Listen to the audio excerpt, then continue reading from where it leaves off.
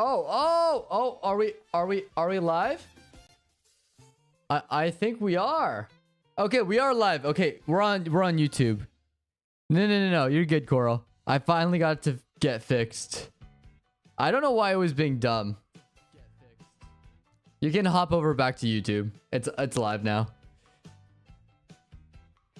Yeah. Yo, what's up, Coral?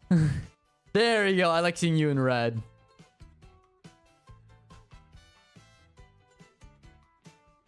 Yeah, but where was I? Oh, yes. Talking about my promotion here. So, yeah, I'm overwhelmed right now. That's how I feel because this is the end of day 2 of training for me, 2 of 2. And it's 2 full days of training. I am still overwhelmed. I'm not underwhelmed. I'm not whelmed. I am overwhelmed. I am anxious. I am worried because I feel like I'm going to mess this up. Because it's a promotion. It is more responsibilities and a lot more eyes on me. And even though I know it's going to be tough because it's the next stage, I got to make sure that, you know, we keep powering through. And I know eventually, once we make it to the top, you're going to get even more responsibility. It gets harder. You think it's going to get easier when you have more money and more power. But no, it actually gets a lot more difficult. But that's part of the fun. Yeah, red's my favorite color. So I've been told by multiple Victoria's Secret models. Trust. It's all true, like factual and everything. Good to know. Good to know, Coral. Okay, I'll make sure to have YouTube up always. Okay. Yeah, I'll make sure to talk to StreamerBot after and be like, hey, StreamerBot, what are you doing to my stream? You know, just like freaking out. Kind of like that. Also, what's up, Alia? Welcome back. I know it's been a minute with you, so I'm glad you're able to join us today.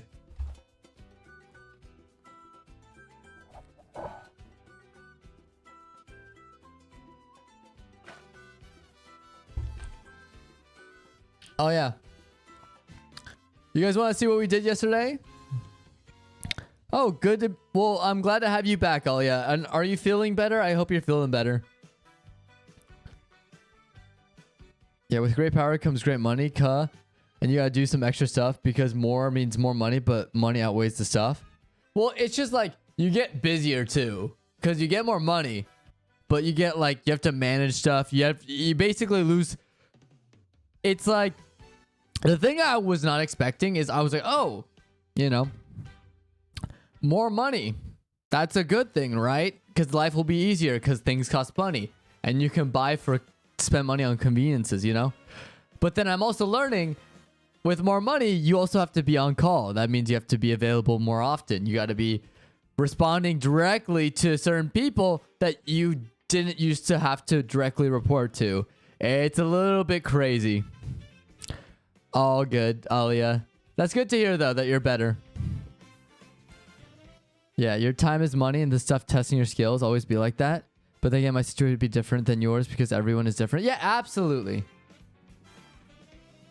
Well, it is the I'm not denying it. It is the money. Like time, like honestly, I think the biggest loss in currency as you grow up isn't even money. Money you earn more as you age and gain experience and stuff. The thing you lose out on is straight up time. You don't have time to do stuff anymore. Like just to get off time from my job just for a week to hang out with friends, it's such a hassle. I have to do this shit months in advance. You know how hard it is to plan something with your friend group months in advance? It's crazy. But that's the reality now, at least for me, that I'm realizing now being a part of the workforce. It's like you don't really have time. And that's why I'm trying to make the streamer thing work, because it's like if I make the streamer thing work, my job is hanging out with my friends. You know, that's the cool part there. That's why it's a dream job, because most of the time you're not hanging out with your friends. You're working with coworkers. You're working with strangers if it's customer service, like mine is. It's crazy. Yeah. Yeah, months in advance of planning, and sometimes it cancels. Yeah, people fall through. Sometimes they can't do it because they also have obligations. It's not even like your time off. it's also like they have to get the time off for their jobs too, or they're in school or whatever, family gathering, family like celebration or whatever, right? There's something else going on that like it's just like, oh, really, dude? Yeah. So that's like, I don't know. That's the one thing that people don't warn you about growing up, right? In adulthood, because it's like, oh yeah, just get a job, get internships, a job, easy. You know, start earning money, start focusing on bills. And I thought bills were gonna be the hardest part. Honestly, bills are pretty easy. It's just tedious paperwork that you have to like just manage your finances and just make sure you're not spending too much, right? But my goodness, just dealing with a lot more responsibilities, right? And now seeing like with more responsibilities, you have more time to do things with friends, but you also have less time to do on top of restricting time. Yeah, budgeting. Yeah. You're good, Coral. Like, cause I don't know. Maybe I was delusional. Maybe I was like the fairy tale dude, you know? Like I grew up and I was like, yeah, growing up is awesome because you get to be independent and you can see all your friends and you can go out together. You can enjoy your time with others and you'll have so much money so you guys can like go to anime conventions. You can go to like raves, sports games, bars, you know, because you have all this money, right? And then you realize, oh shit, it's not like that. You actually lose time because you're always working. And maybe that's why, like, when my parents, because both my parents have worked full time when I was growing up. Maybe that's why I didn't see them sometimes. Maybe that's why they dropped me off at daycare, because they were preoccupied with, you know, focusing on the finances and the family, as opposed to goofing around, hanging out with their friends. It's a sad reality. And they still keep in touch with their high school and college friends, of course. Everyone does. But it's a different perspective. You know what I mean? It's a different outlook. And you don't truly understand it until you get there. And I feel like that's a lot of things in life. Is you don't really understand the importance of relationships growing up until you're grown up. And then you're realizing, dang, I wish I had a best friend with me. Not saying that people don't have best friends. People have best friends, all right. I have a lot of good friends who I consider best friends. But it's different because it's like, well, all my best friends are in another state since graduating or since either high school or college or both, right? It's like, well, fuck. I can't see my friends in person. Maybe we'll hop on a Discord call and talk all the time or message each other once in a blue moon. But like, there's a difference seeing them in person because it affects the psyche up here. Because it's like, well, I'm not seeing them in person. That's why you gotta plan trips so you can go see them and see them in person. Because it only goes so far with a Google Meet or a Zoom meeting, you know? And I wish I appreciated that aspect more growing up, because I would have changed my whole goal growing up, which is like, oh yeah, I'm gonna be like the cool kid and I'm gonna make sure I'm popular. That's everyone's dream, right? Every fucking introvert, nerd, fucking weeb, that, you know, eventual weeb, I should say, because that's me in high school. That's all we want, is to be popular and well loved by everyone, you know? And to like live a fulfilling life, like beautiful girlfriend that everyone even praises your girlfriend because she's so beautiful, or like, oh my gosh, she's so smart. Like everyone's like praising you like a god of some kind. That's the dream for the introvert, right? Everyone loves you, everyone respects you, everyone obeys what you have to say, you know? You're the greatest, dude. You're incredible. It's like, that's not how the real world works. And because you're focused on that fantasy of idealism and, you know, the popular movies. Like, I grew up on the early 2000s. That's all the movies were about. Is, oh, I want to be popular, or, you know, I want to hang out with the popular kids and all this stuff.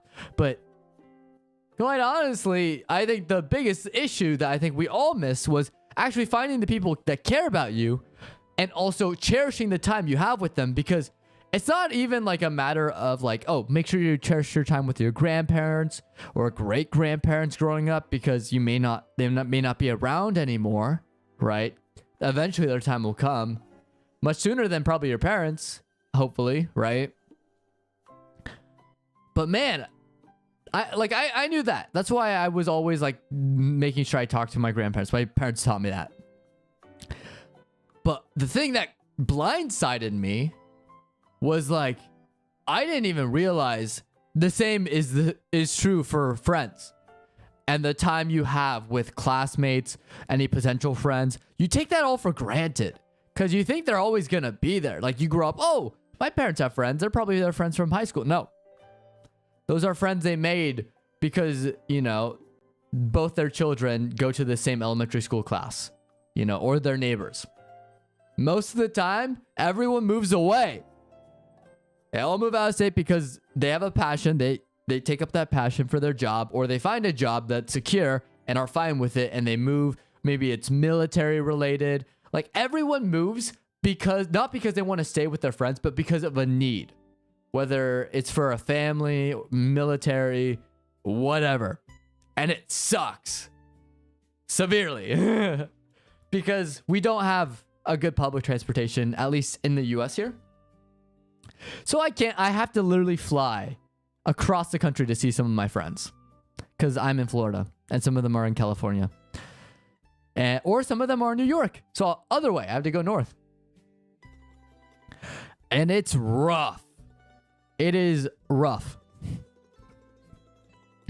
Because one thing, and this is like a mental health thing, because my channel, I realize what I want this channel to be, at least my streams. And that's sort of like a pick me up. I want to focus more, especially if this month, I love to shout it out to my fellow men out there. This is Men's Mental Health Month. I think it's a very important thing because I'm a dude and I have a lot of experiences as a man, you know, not only with my male friends, but also, oh, what's up, Coral? Not only with my male friends, but also just myself in general, my life experiences, where mental health, I think, is probably one of the most overlooked issues in America when it comes to men. And sometimes men do it to themselves. It's sometimes that toxic culture of thinking everything's all right. You have to lie to yourself about how you really feel, or if you're really struggling, because you need to be stoic. And that's not necessarily the case. You know, it's okay to get emotional. It's okay to, you know, be more open about your struggles, I guess, and communicate that. Maybe it's all right to maybe not communicate that with, you know, women or your partner. Of course, there's times and place, but I think we should allow men to be a little bit more open about confiding in their friends, because it's also about comfort levels. And I feel like a lot of men would feel more comfortable if they confide in their male friends, of course, or maybe family members. Family members still counts, or maybe if it's a close female friend or partner, you know, that also could work. But just being more open. And so one thing I wanted to work on, and I actually got this idea after thinking of a book idea, and I even made a journal entry too.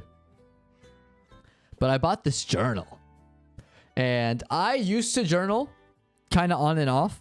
I've done it on like the huge notebooks, lined notebooks that you take for class, those giant ones. I've written in there before to like, I get lazy and just don't write. But then other times I found this like little one, this little booklet, and I wrote very tiny because there's only so many pages, and I stopped once I reached the end. But hopefully with this journal, which kind of reminds me of something like out of Indiana Jones, which is kind of cool. Or like, I'm thinking Gravity Falls with the journals. Like, this is my legacy, which is really cool. You know what I mean? Because then I'm like, if I pass on, if I die, unfortunately, hopefully I don't. But, you know, who knows if that fucking snail just shows up. Like, even right now, if I look down and the fucking snail's like pulling up to my toe and touches me, it's over. Like, I can't fucking do anything, right? But, like, yeah, fuck that snail. But yeah, this notebook, like, I know my time may come. It may come unexpectedly from some crazy freak accident, or it may be old age, like the normal way, right? Or maybe like halfway in between with some disease or something, right? But I at least want this not to be sort of a reflection of sort of what I did in my life per se. I don't want this to be like a manifesto of anything. Like, I'm telling you to take up arms and we're going to declare that clearly Cane's is the best chicken place in the US. I'm not gonna do that. Right? I still have to taste every chicken. I have to have Zaxby's still, you know? That's not what this is about here. This is more about how I view my life, and this is my philosophy, where I feel like everyone has a story. Plain and simple. And I think I want to encourage everyone to look at their life that way. That you have this amazing story, like, regardless of who you are, and whether you're a billionaire or someone who's very unfortunate and completely on the opposite end where they're financially struggling, right? Doesn't matter who you are. Our final chapter, the last page of that final chapter must be turned. It happens for everyone, unless we discover immortality, of course. But my point is that there's an end to every story. And so might as well make your story incredible. Might as well have fun with your life. And if you're not enjoying your life, at the end, like, we have regrets now, currently in our existence. But if we just completely forget about it, right? If we just worry about, like, oh my gosh, I can't believe I'm not going to fit in, but we're not enjoying our lives and we take it for granted, we're going to get to the end and be like, well, I just wasted my life on these people when I could have been having more fun, or I could have been doing this instead of slaving away at something I hated all my life. Like, what kind of existence is that? You know what I mean? Yeah, I think confiding in another person specifically is more difficult for a man in a sense they don't want to use it against them. Not saying women, but is a fear. Yeah, absolutely. Absolutely. But I also think it's also important to know the character of that person. Like, it is important to, like, I feel, because I have a lot of female friends. There are some female friends I know will not do that because I know their character. I think it is easy to tell. And also, spend time with them. Don't confide in someone who you're not close with and haven't spent enough time. You should know who they are. And if they do that, cut them off. That's just the simple solution. Like, if you're writing in a journal like me, my female friends would be like, absolutely, like, go for it, Seyorias. Like, that's fantastic, you know? But I think I understand the worry because it does happen a lot. And it can be weaponized. And sometimes they just don't understand. It just could be a personal thing, right? But just be aware. Like, you just have to watch sort of that person's actions. And you'll know their character. I think everyone will know, right? In my personal experience, you'd really never know someone until they basically do or die. Well, absolutely. People can change characters. Like my mom actually gave me a really good piece of advice when it came to people. She said there are, like, sort of, I think, 4 different types of people that you will meet in your life when it comes to relationships. There are people that will love you and continue to love you. There will be people who hate you and continue to hate you. That's a given. But then there's also people who hate you or don't like you, like bad first impressions, but then come to appreciate or respect you or love you. And then the vice versa, people could love you turning to hate you, right? It exists. That's just human nature. Like, that's also, like, also note this. Has there been times where you've just been relaxing and something happens and you start to feel sad? You know, you feel fine, but for some reason you just feel sad. Maybe you're watching a movie and then you see something and it has an effect on you. Now you feel sad. Nothing bad. It's a fiction. It's a movie, unless it's a documentary, of course. But it's like sometimes emotions can overtake us even though we don't want to feel that way, and logically we don't feel that way. Like, I don't feel sad, but I feel sad. You know what I mean? Like, I personally know I'm not sad, but my body is making me feel a different way. You know what I mean? Yeah. And my personal experience, okay, we already read that. But I always say it's everyone's first time living, so mistakes happen. It should be grain of salt. Absolutely. Like, you're going to make mistakes. Everyone's going to make mistakes. But the thing that I think people, this is commitment bias. The thing I worry about, and this is why I encourage people to do, you can make mistakes. Just don't keep repeating those same mistakes or keeping those mistakes. If you made a bad friend, someone betrays you, and then they beg you to forgive them, don't go back to them. You know? They dug their own grave. They can sleep in it. You can say, hey, I wish you the best, but I'd rather you not be connected. That's what I had to do. I mean, full on, honest Seyorias time. I had friends in high school, and they shaped who I am because they put me through a living hell. And one of them, right now, because I sort of had a renaissance. Wow, I can't talk today. I had a renaissance in my college years because I cut them off, started new, met people that actually cared about me. And I heard that one of the people that really made my life a living hell isn't doing so hot. He's not doing too hot. And as much as I want to celebrate that and be like, yeah, that's what he gets, you know, well deserved. Because I look back, I'm like, yeah, they treated me awfully. Now, because I know what good friends look like, right? At the end of the day, I still wish him the best and hope that he gets the help he needs, but I'm still not going to be a part of his life anymore. That's something I told my parents this. I'm not going to be a part of his life, and that's just it. So it's going to happen. It's going to happen. I thought people were friends. They were not friends. The reason why my life was so hard and I had such difficulty growing up was because of those people.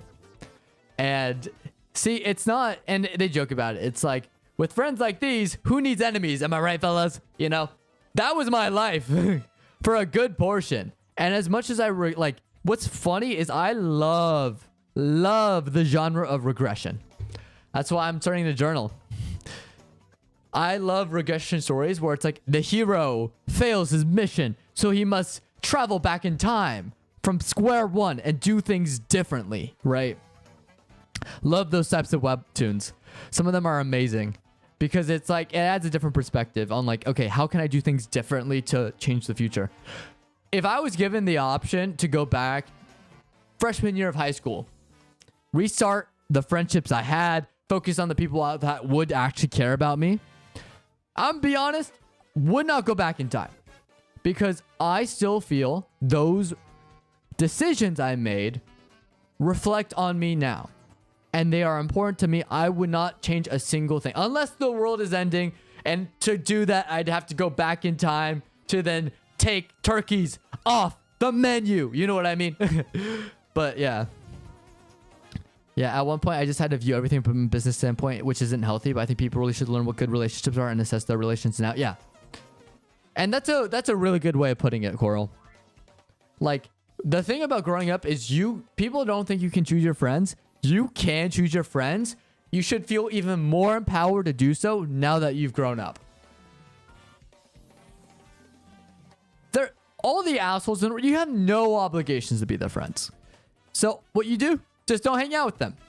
They're no longer connected to you. Therefore, it's over. Or if they happen to be a business partner and you have to work with them, right? Or coworkers. If you can put up with them, great. If not, leave the company or report it to HR, you know? But yeah, no, relationships are, and that's why, I mean, Coral, that's why, I mean, we talked about it. That's why I'm a huge fairy tale fan, is because fairy tale helped me through so much because it taught me how friends are supposed to be to one another.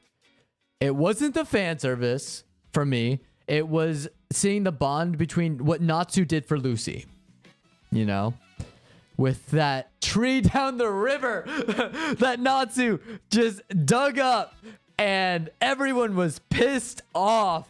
That was so, I think it was Makarov, right? Or is it Makarov? It's not Makarov, is it? Yeah, Makarov. Okay. Yeah. Yeah, Makarov was so pissed off, I remembered. Or like Natsu remembering Lucy before she faded away because she had the invisibility thing. Like, it's not even the fight scenes for me. It was like, or, you know, Urza trying to help Jalal and then their relationship. It's like, yeah. Fairy Tail taught me not only what true friends are, but how blood doesn't really mean you can have family outside of that. It showed what true family's like. Yeah. And the most important thing about Fairy Tail is anyone is welcome. If you go in, like, this was my goal too, and this is why I have such great friends in college. My goal when I met my first friends, it was actually through a club that I started. And all I did was, my mindset was Fairy Tail's mindset. If I encourage anyone to join in the pursuit of fun, as long as we respect one another, I will help you succeed. You know, everyone feels comfortable. And we are all part of the same team. We are all part of Fairy Tail in a sense, right? There is no member that is put down. There is no member within that guild that is looked upon differently. We are all the same. And that should be true in a friendship. It's like, yeah, we'll joke around. Yeah, we'll hate each other, but we got each other's backs at the end of the day. You know what I mean? Natsu and Gray may fight all the time, but they're there for each other, you know? Same with Lucy and Natsu. Same with Gray and Juvia. Same with Urza and Natsu and Gray. You know, those trio. And it's great. It's a great feeling. Yeah, and I keep coming back to Fairy Tail. Like, that I still will have it. People will fight me. It was not as much anymore. But back then, they would fight me. Because I would say Fairy Tail is the greatest anime of all time. Because they're like, you're bullshitting. You're lying. Stop fucking lying to us. And I'm like, no. I'm being serious. I genuinely love this show. And it's because it really helped me through a difficult time. Because the one thing I needed, Fairy Tail taught me how to handle it. Yeah, but at the same time, like you said, looking back, you wouldn't have good relationships I have now without the bad ones in the past. Well, you learn. And it's like, relationships are so complicated. But as long as you're happy and the other person's happy, no one's forcing you to do anything. Like, it's all for fun, right? Like, I feel like true friends will be like, if you have something that happens to you and you explain it to your friends, those friends will say, don't, like, if they know your character, they're like, don't worry about it, I believe you. Those are the types of friends that you need. But you also, I feel, and this is also true, you need friends to hold you accountable. If you mess up big time, true friends will say, dude, that wasn't cool. I don't think you should have done that. As your friend, cut that out. Because, like, I also worried too, and I see this a lot nowadays, especially with social media, saying, oh, I have the best friends. You know, it's the yes men. And they always say, yes, you're always great. And it's because you're leeching off someone else's success, right? You're leeching off their popularity, you're leeching off the looks, leeching off the money, right? I don't want that. Like, you're my friend because you like hanging out with me. You're not my friend because I'm a successful streamer, you know? You can't also just have yes men when if you get what I mean, you need a reliable wall to back you up. Show you're not bigger than anyone else. Everyone's the same. Yeah. Like, if I make it big as a streamer, I'm going to treat my friends the same way. Sometimes, you know, if it's a big celebration, I'll reward them. I'll be like, hey, you guys mean so much for me. I'm going to throw this party. You guys are invited, you know? Or I have a trip. I'm willing to pay for flights, guys. Like, let's go together because I want us to be together because you are my friends and you've helped me along this way. And I want to show my appreciation to you guys, you know? That's kind of where I stand. on that. Like, I want to help you guys. I don't want friends who are like, okay, you're rich now because I helped you out. Where's my money? You know? I'll do that automatically. But if you start begging me, I'm like, dude, right? You make it big. I'm going to be here still telling you about Fairy Tale. Don't worry, Coral. I have your name. Look, Coral. I drew our bunker from the other time. Okay. I drew the bunker. And look what I did.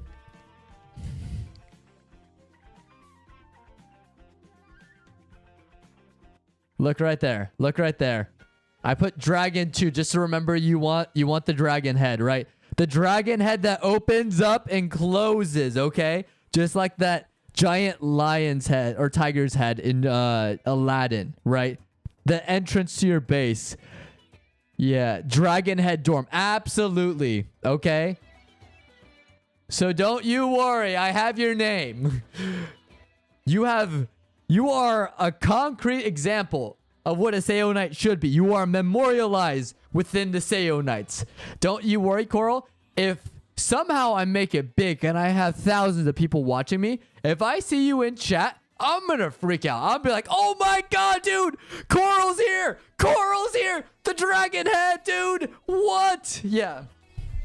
Yes, within Seyo Knight lore, yes you are. You are part of the bunker, sir. Not many people can flex that they were part of the bunker.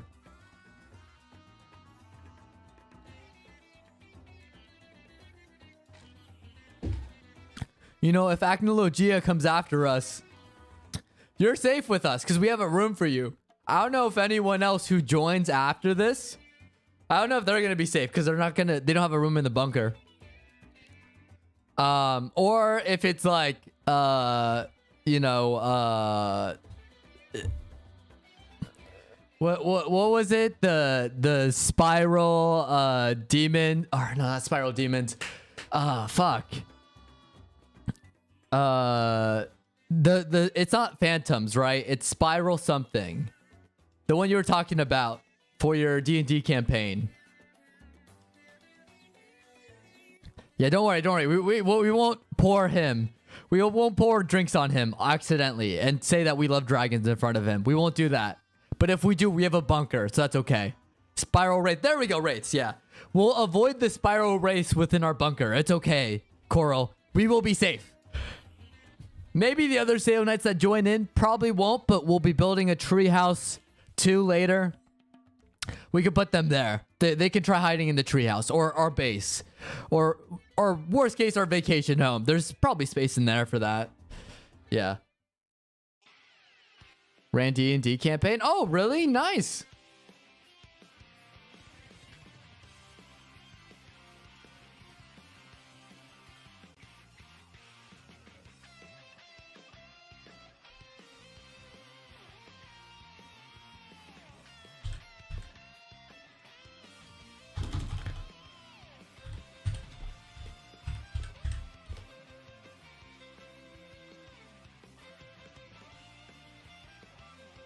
That's so hype, dude.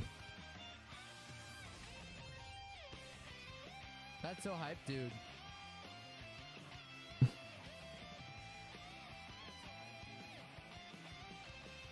Dude, it's so weird. They made it to the third lesson of the day. Somebody thought it'd be funny to take a selfie in front of the tree that can take cars out of the sky. Wait, what?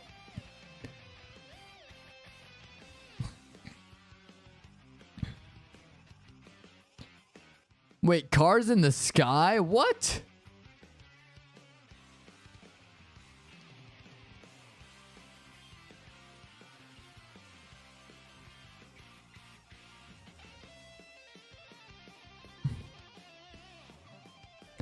That's a crazy tree there then, right?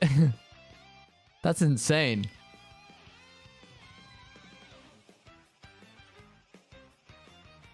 Oh, yeah. Well, why would you take a selfie? You know what that reminds me of? Have you seen the videos of what was it? In the UK, right? The United Kingdom. where people try to take selfies of the horses and then the horses bite like the tourist hair stuff, or because they get too close. That's what it reminds me of. Like some dumb kid is gonna be like, oh, let's get a selfie in front of the willow tree. And then he's gonna, yeah, the royal guard horses, yeah. And then the tree's just gonna yank him from, they're like fling him into the sky, you know?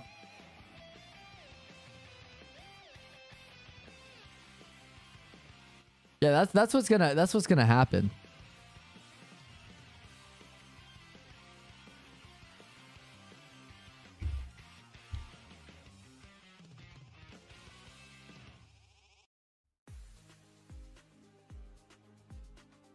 What's also really strange for me. Oh yeah, I bought a horse yesterday. Beautiful horse, half Arabian. Oh really? That's dope, Coral.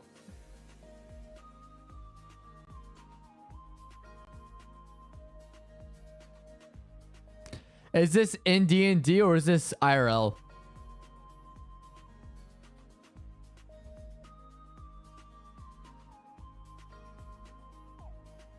IRL? Oh, dope. I figured, but I just wanted to double check. That's really cool. Yeah. I'm not necessarily a horse guy. I guess that's the equivalent of horse girl, right? But I have a female friend. She is like obsessed with horses. Yeah, Gajil for obvious I mean, yeah. You got to give him a legendary name, you know? Yeah. Me to my wife when I name our like fourth son Gajil. It's like, honey, why do you keep naming our children after fairy tale characters? We have Natsu, we have Zareth, and Gray. Why Gajil? Yeah, Gajil's a cool name. I had this conversation too. I think Gajil should be studied in a like, if you made a whole course in a writing course all about redeemable characters, it should go Zuko, Gajil, and Greed from Fullmetal Alchemist Brotherhood. That's a great example. I love Greed. And there's like a lot of really great Todoroki. There we go. Like a lot of like great like villain to redeeming arcs. Why Laxus is throwing lightning isn't fairy tale.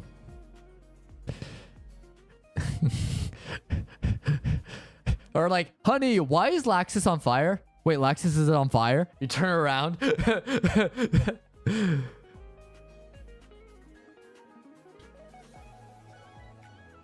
You just see a baby just ignites in flames. Now I don't know what that would mean though. Like imagine, I don't know what would be scary. A baby on fire, but a baby laughing that's on fire, but he's not being burnt. Right? Imagine how terrifying that would be, because that means he has pyro abilities and is the first in the real world to do so. You know what I mean? Basically a real life X-Men. That's what I'm trying to say here. Like, I don't know what would be more terrifying.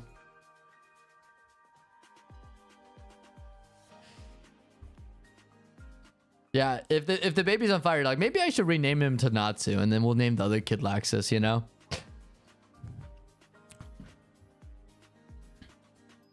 Yeah, I gotta figure out what this track is right here. Ah, boo. So 53, 57.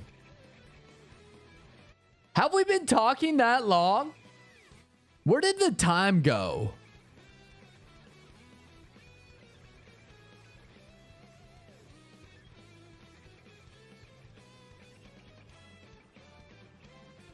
What the hell?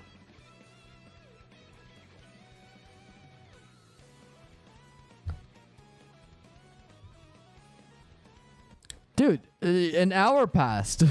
I didn't even know an hour passed. I'm getting so good at streaming, I'm not realizing the time when I talk. That's a good sign. I hope everyone knows that. That's a good sign. Because I only spent 5 minutes. Oh my god, that's crazy. I don't even know the time here. Yeah, I think people are also heavily underestimated with the power of fairy tale character. Yeah. Dude, if we're talking about, oh yeah, Goku solos, I want to ask someone, do you think you could beat Natsu? And I'm not talking about Natsu as in his ordinary power. I'm talking about Natsu when he gets Dragon God powers. Because we've only seen very, very little of it, right? Especially with his fight against the Wire God Dragon, right? When he ate the flames of the other dragon. God Dragon. I want to know what Prime Natsu, like his power ceiling. I want to know what he is. Because we've seen him also melt whole stadiums just by being there, you know? On fire. At the end of the time skip, at the beginning of final season, you know? Yeah, Natsu literally burned away time and immortality, like genuinely. That also, he, yeah, burned away time. Yeah, I mean, you mentioned it. Like, he got unfrozen in his demon form. Like, yeah, that's great. And also the fact that he's not even human. It's confirmed. He's not even like the race he's supposed to be. He's a creation that Zeref made of his younger brother. So Natsu isn't even Zeref's younger brother, canonically, right?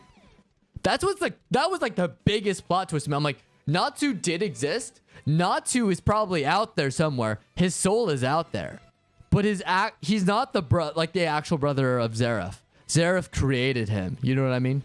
Using the memory of Natsu. I was like, whoa. Yeah, Natsu basically contains most types of magic. Essentially what you think happens when he consumes ki. Yeah. Oh, it's over. It's over. Like, and you know Natsu would do that. You put his friends in jeopardy.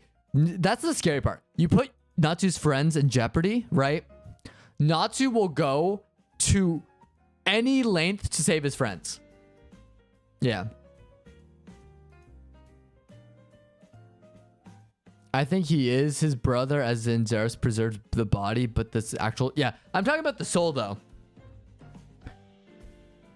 Because his brother's long gone. You know what I mean? Like, that's crazy.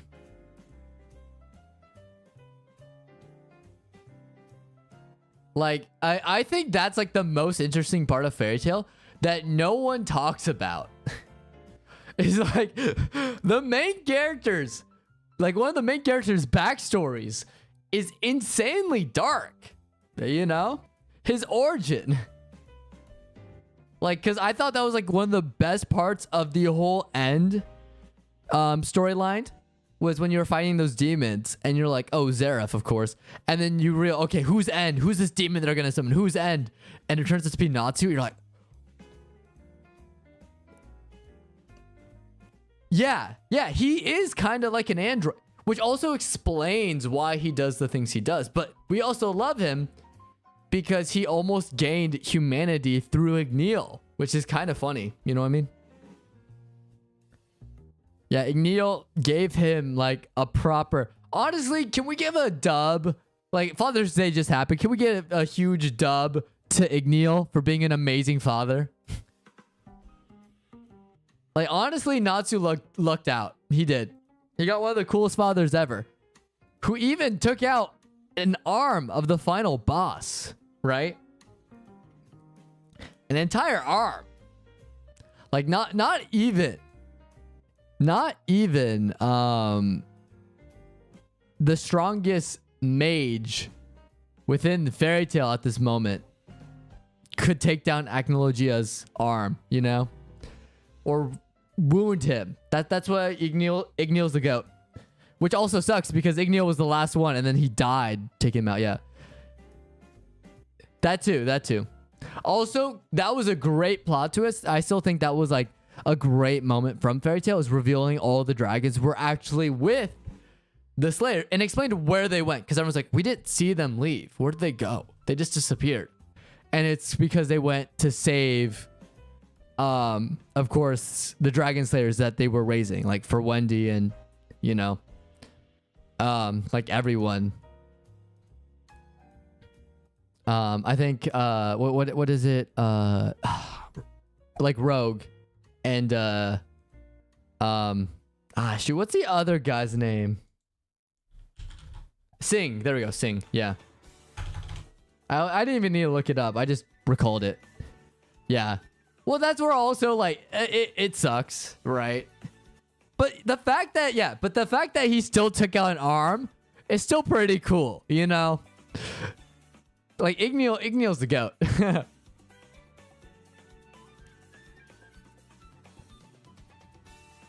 Yeah, I think we saw a flashback foreshadowing 400 years in the past was obvious, as in we saw forests and mountains and not whole cities and stuff. Yeah.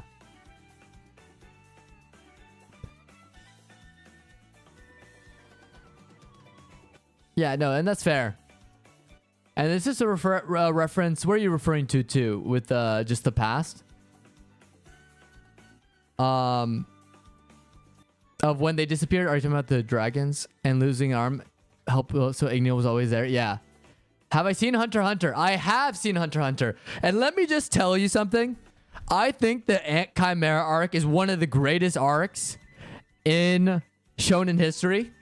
And the fact that all these Jujutsu Kaisen fanboys and fangirls, like these normies that come up and say, oh yeah, Shibuya, easy, one of the best arcs ever. I'm like, have you seen the Ant Chimera arc? Especially that last half of the Ant Chimera arc.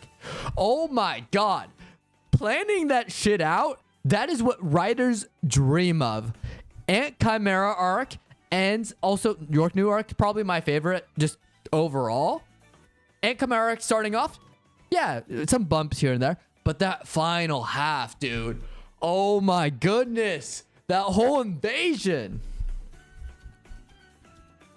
I'll maybe at the end.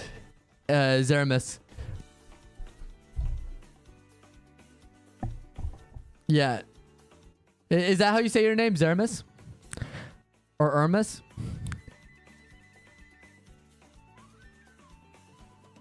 Yeah, Sinbad from Magi was the blueprint for Gojo. Yeah, no. Sinbad, honestly, I think Sinbad has more aura than Gojo. How about a guy? You know what they said to him? They said, and this is in the prequel too, oh, we have these dungeons where you can obtain these weapons with djinns in them, right? Go conquer one and you will be a hero. This guy goes, I'm going to do 7. And he gets 7 of these weapons, 7 of these transformations. What an absolute GOAT. What does Gojo do? Oh, I'm just going to put red and blue together. Make purple. Yeah, no. And then this dude unites like, what, 7 nations to build his own nation on the water. And is like a focal point of the main story. Let's talk about the aura from Sinbad, dude. Yeah, Sinbad's on a whole nother level, okay? He's straight up built different. And also, let's talk about the hair. Who cares about the white pretty boy, hair? We're talking about long purple hair. Folds his arm. He has so much strength. He's not like a twink. Yeah. He did canonically shake the world. Yep. Yeah, he did. And the fact that the villain, my favorite moment too, in Magi, is when the villain escapes. He's like, I'm going to use this dark, was it aura or energy or whatever, right? Against you, Sinbad, because you have light energy or whatever. And then Sinbad's like, well, guess what? I have both sides. I've been corrupted too. And I'm like, dude, this guy, you can't beat him. Yeah. Have you also seen how Sinbad, he is so inspirational. He turned the assassin sent to kill him into his allies and then rose to power by also siding with his political enemy, right? It's so good. Sinbad is also called his title the one who should be hated by everyone and the first class singularity and the high king of the 7 seas. His names were too good. Well, here's the thing. They were absolutely fitting for him. It is unbelievable. Like, this guy. Like, I saw his introduction and this guy was naked. I'm like, dude, what is this guy doing? Who is this man? Put your bush away, dude. Like, well, what are you doing? And then he like shows up later and you're like, oh my God. Yeah, no, I can't get enough of him. The fact he's so kind and caring. And even like he actually, is it Alibaba, right? He was trying to help Alibaba out. Especially with his like childhood friend, because of that whole, like, the people were in poverty. He was helping them out. It was just because it was a corrupt system with like a corrupt, not necessarily a corrupt king, but like politics behind the scene. Sinbad was willing to help. It was great. Like Sinbad literally created paradise. Yeah, Sinbad I think is, if we want to talk about role models for men, everyone should be Sinbad, dude. Yeah, Sinbad, you should be known as that guy with so many different nicknames, right? Yeah. Actual charisma and also a businessman while keeping the face of protagonist. Support sites when he was well written. Yeah. Well, have you read the manga, the ending for Magi? Because I thought his arc was an interesting one. But I also liked how they resolved it. Because I was worried they were going to make him one note at the end. But they didn't. Yeah. Yeah, but he did have the charisma. Like, I thought straight up he was just going to be like, oh, something like a villain they'd have to beat along the way. But like, no. He showed up and he made the show 10 times better. Just with his presence. It was great. Because he was like the middleman for them. But the middleman is actually entertaining. And the middleman's actually not the middleman, but he's actually the boss.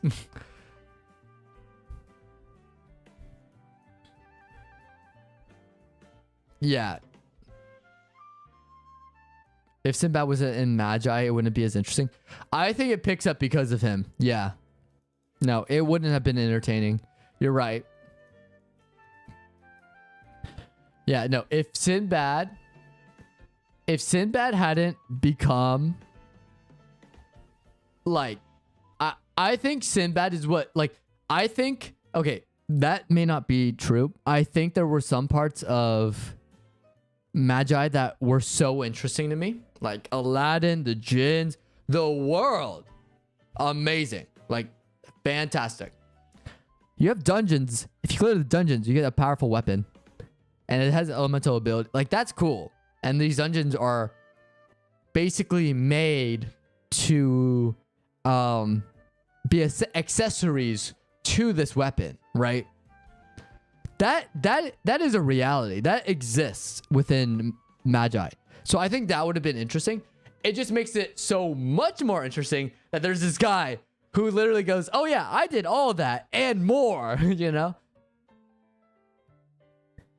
Well, he does all three. You know that, right? That's why he's a great character, because he has so much depth to him.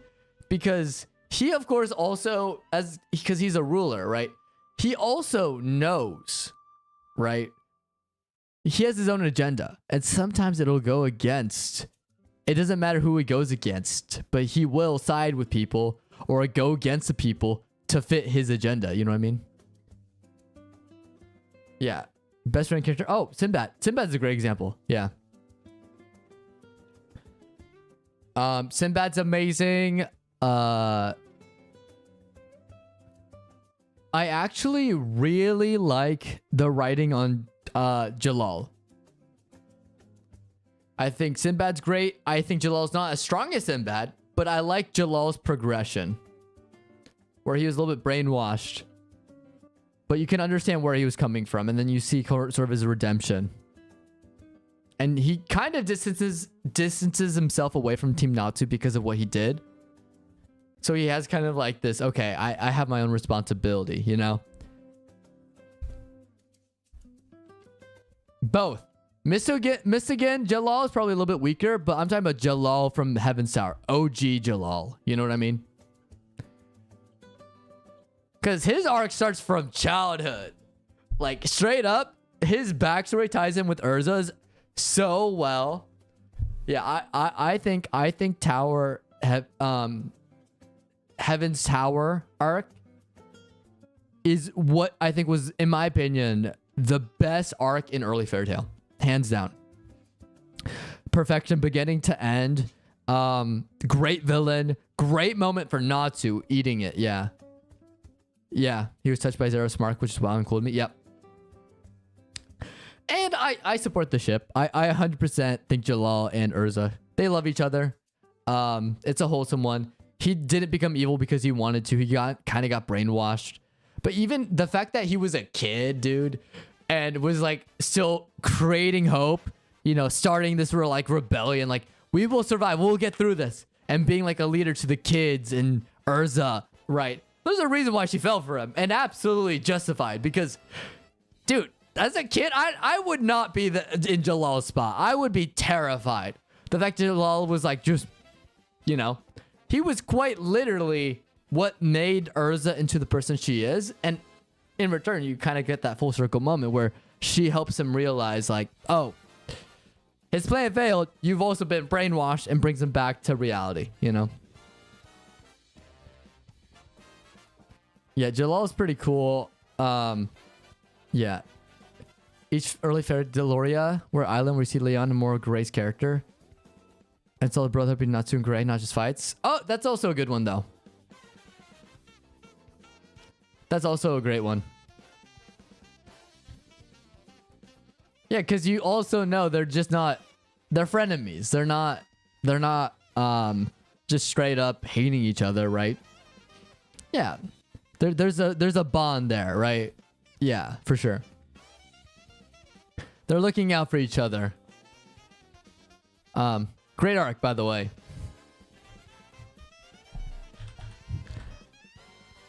Oh, what's that one guy's name from Gurren Lagann? If we're talking about interesting characters.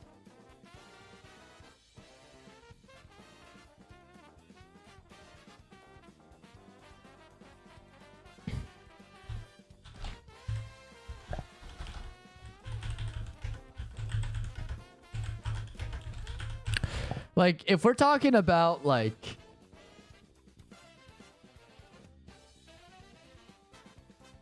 great redemptions, like Zuko. Viral. There we go.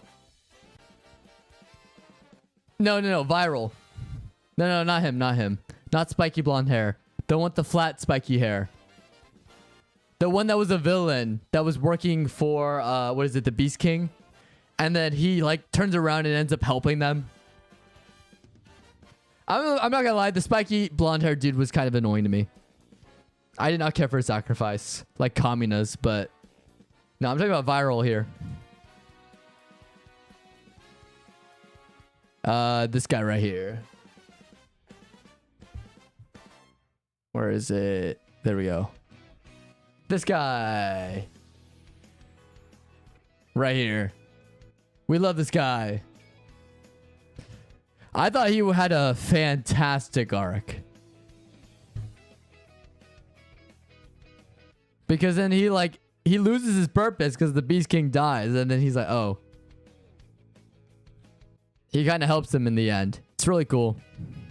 Oh, and his dream. I forgot about his dream. Viral's dream, dude. Oh, shit. Oh, shit. Dude, that was so sad. Yeah, first fought and created Brotherhood. Changed them. When he heard of his passing, yep. Yeah. Well, not even that. But do you remember when they all were given that paradise of what life could have looked like? Right? Thanks to the anti-spiral. And it's like the fight the power montage.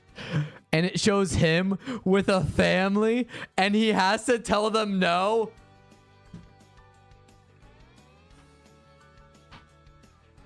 Dude. Yeah, Viral. Oh. That was like such a sad yeah.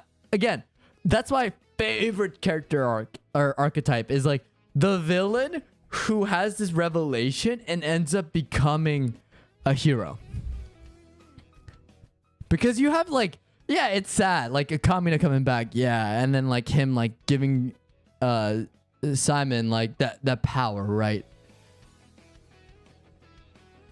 But then you have, like, you throw that shit in, and you're like, you weren't expecting it. And you're like, fuck! Fuck! Fuck! You know, it's just like, what are we doing here?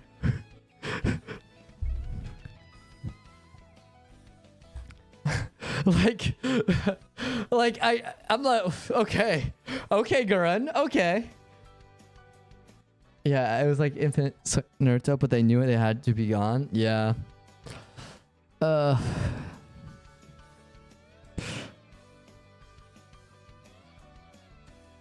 Like he had a daughter too. Oh, dude.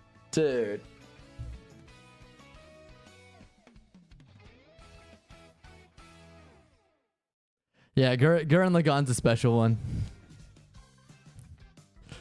Yeah, I still think most hype moment is the fight the power at the end when they're fighting the anti-spiral. They show that shit and then they show Kamina at the very end of everyone's dreams to like reinforce like it's your time. You gotta rise up. And then you have some shit like this. And then oh dude. Oh yeah. You have both grown up looking at each other. Oh. And then yeah, you're right. The altar scene where she fades away. Yeah. Welcome back, Alia. I'm sorry, Alia. We're just balling over anime characters. Oh, dude. See, you know what that reminded me of? Because I could have sworn they pulled it from Gurren Lagann. Have you seen Samurai Jack? The final season. Yeah, grown men crying over her right now is peak of... Yeah, thank you. How are you all doing? I'm very sad because we're thinking about sad anime moments, but aside from that, pretty good.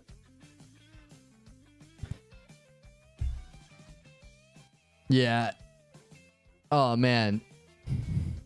Yeah, because Samurai Jack has a similar scene at the end, which I was heartbroken by. I'm like... Fuck! You know? We're sorry for cussing. Thank you. How are you all doing? I think I just read that, didn't I? Yeah, I did. Oh, are you ready? Are you ready to see that in live action once again? As much as I'm not a big fan of live action adaptations, that scene in live action, I think it's going to hit even harder.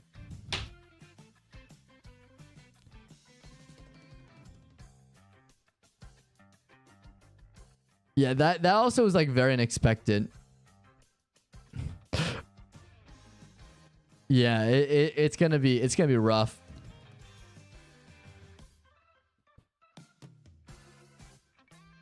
Yeah, the only thing I have against How to Train Your Dragon 2 is how they ended the movie. That is my one biggest criticism for How to Train Your Dragon is I just don't like how the second one ends. The beginning and middle have been pretty good. I also think the third one, not a fan of the third one until the ending. It's weird. I'm weird. But the first one is great throughout. Oh no, we're talking about How to Train Your Dragon, Alia. We switched to How to Train Your Dragon. We're talking about number 2. I just think it's anticlimactic. The way they beat the villain is just like, oh, he's gone. Like it's not that it was bad. It's just I thought the ending was much stronger in the first one. Where it was this big epic moment when they beat the big dragon using the things they learned along the way, you know, of the first movie. And then the second movie is like, oh, they kind of just beat him, you know. To me, it could have been a little bit more epic like they did the first one. And I'm only giving them harsh because, yeah. Yeah. That is true. That is true. I still think that's one of the greatest moments is like him and oh, but no, it's not even just that. It's also like not even the climactic. It's just Hiccup falling into the flames and Toothless diving in after him, you know, and everyone thinking they're dead. Right? I just think the first movie slapped, and it just sucks how the other two just don't compare, in my opinion at least. They're both fine movies. I think they're still great in their own regard. I just think the first movie it's just hard to top. And so, yeah.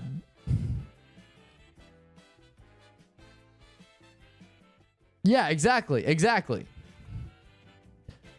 Like that's why it all came together.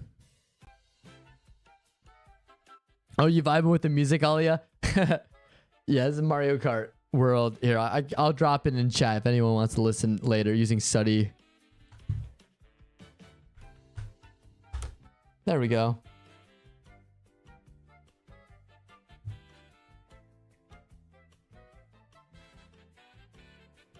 Yeah. I don't know. That's just my thing. Yeah, do you guys know about the deleted scene in Lilo and Stitch, the animated movie? Because there was a scene where I think there was a fish they called it Mr. Peanut. And apparently there was a scene where they came back and Mr. Peanut was dead on the beach, and they had to like Lilo was telling Stitch that the peanut butter and jelly died, and it was I was like, dang, this would have changed the tone drastically, so I'm glad they got rid of it. But I was like, that's crazy.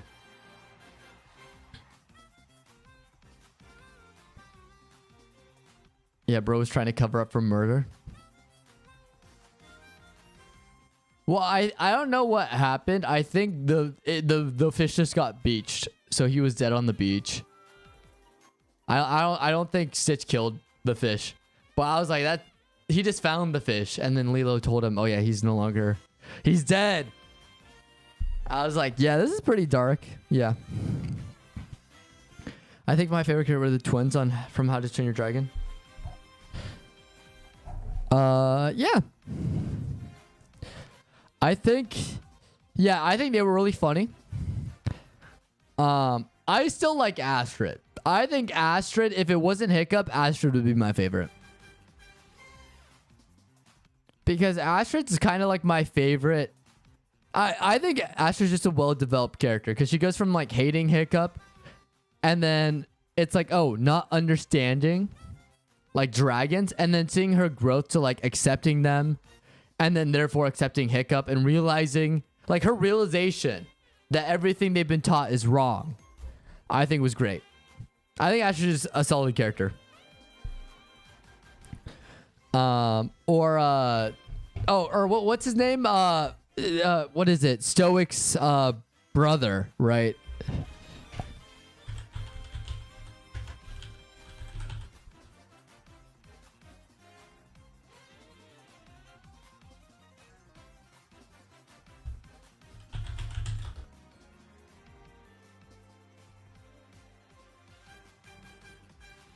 Gobber. How did I forget about Gobber? Yeah. I loved Gobber. Gobber's a great character.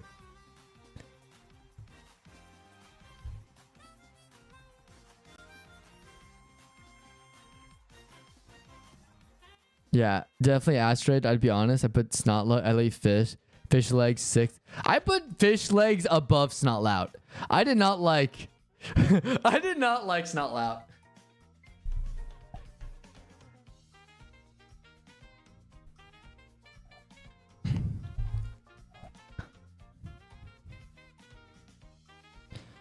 Like he's just like that kind of guy. I don't know.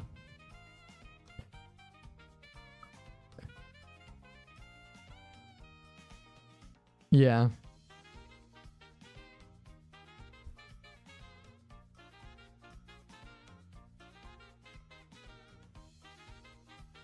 Oh my gosh.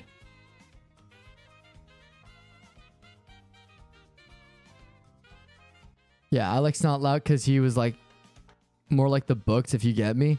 Oh yeah, was he more accurate to the books?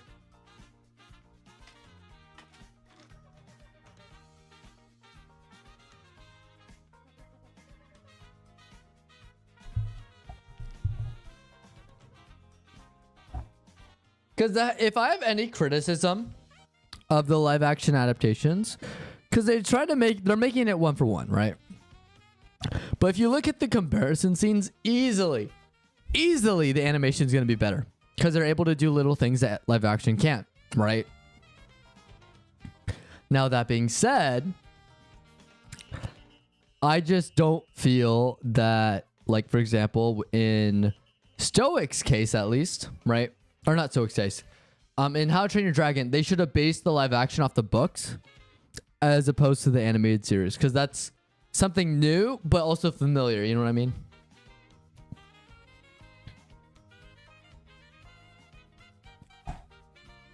That's just how I feel.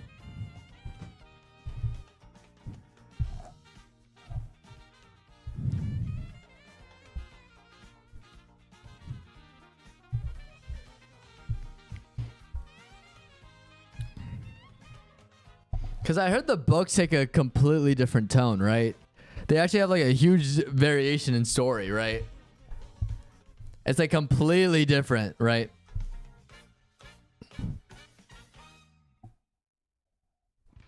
A 1-for-1 for the second live action. Books are complete. Yeah. That's why I'm like, you could have made it. People don't know about the books. They know about the animated movie, but not the books. So they should have just... If they based it off the books, I feel like it would have brought in a lot more people. Because then you'd be like, oh yeah, they're adaptations of the books. Yeah. Yeah. Well, unfortunately, that's not going to happen. Because a lot of people, like, this is making a lot of money. And a lot of money. Like Lilo and Stitch too. Lilo and Stitch made more money in its opening weekend than Thunderbolts, its entire theatrical release. What kind of bullshit is that, you know? So, of course, because people go and see it and make money. I've also been a proponent of, I'm against live action adaptations for the most part, unless you're doing something clever with it. Even then, I'm like, yeah.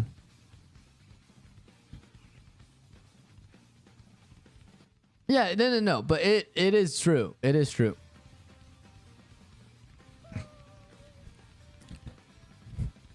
Yeah, well, the problem is that a lot of original movies sometimes bomb. So studios are using that as excuses. And also, we're losing the war because a lot of them want to rely on AI. And I'm like, AI, that word, the 2-letter word, AI, More like, I. That's how I feel about AI. That's the thing that comes to my mind when I see AI. Like that just sound of just pain, you know? But yeah, I think studios are more concerned about trying to make AI work, which it won't, by the way, than actually trying to make original stories.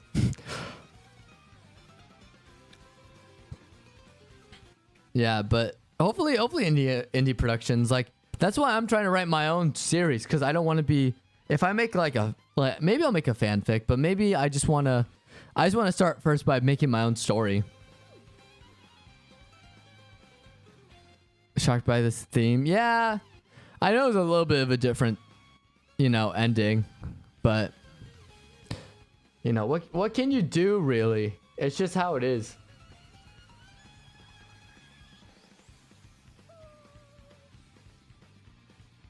I mean, it is what it is, right?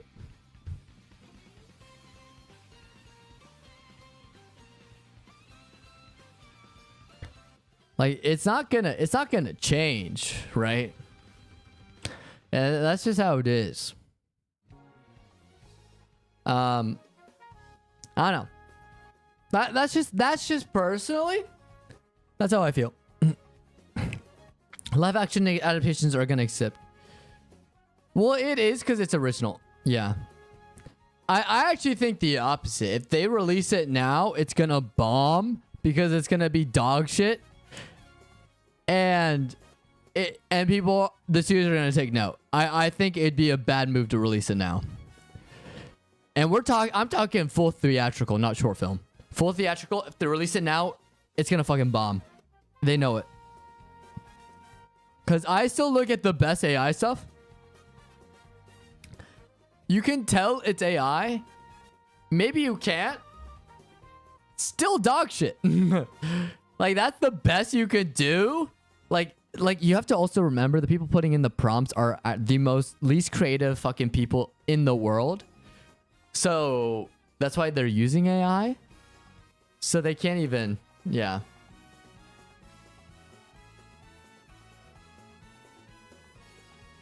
I think it already can be done. The reason why people haven't done it or released it yet is because they know it's dog shit. Yeah, I love the serious talk when there's awesome Nintendo music going on in the back. Thank you, Alia, for the vibes. I can always count on you. But yeah, I don't think so. I think AI, the moment they try pushing it, not even because artists already are against it, but for the normies and general audiences, the moment they push that, it's over. They're fucked. They're not gonna win. Plain and simple. Because you just look at what they did for Secret Invasion, right? They released an AI intro for a Marvel show. Everyone immediately knew what it was. Immediately. And it was so unbelievably bad. No one, like, we bullied them. No one watched that show. So, and it's a Marvel show too, with one of like the most interesting plots in Marvel comics. And still, no one went to see it. I mean, like, I think here's what's gonna happen. Okay, the thing we need to worry about isn't that studios are gonna rely heavily on AI. That's not what's gonna happen. The thing we should worry about isn't if the experts can make AI work. It's if general audiences will start to accept AI to the same level of quality as existing artists and art.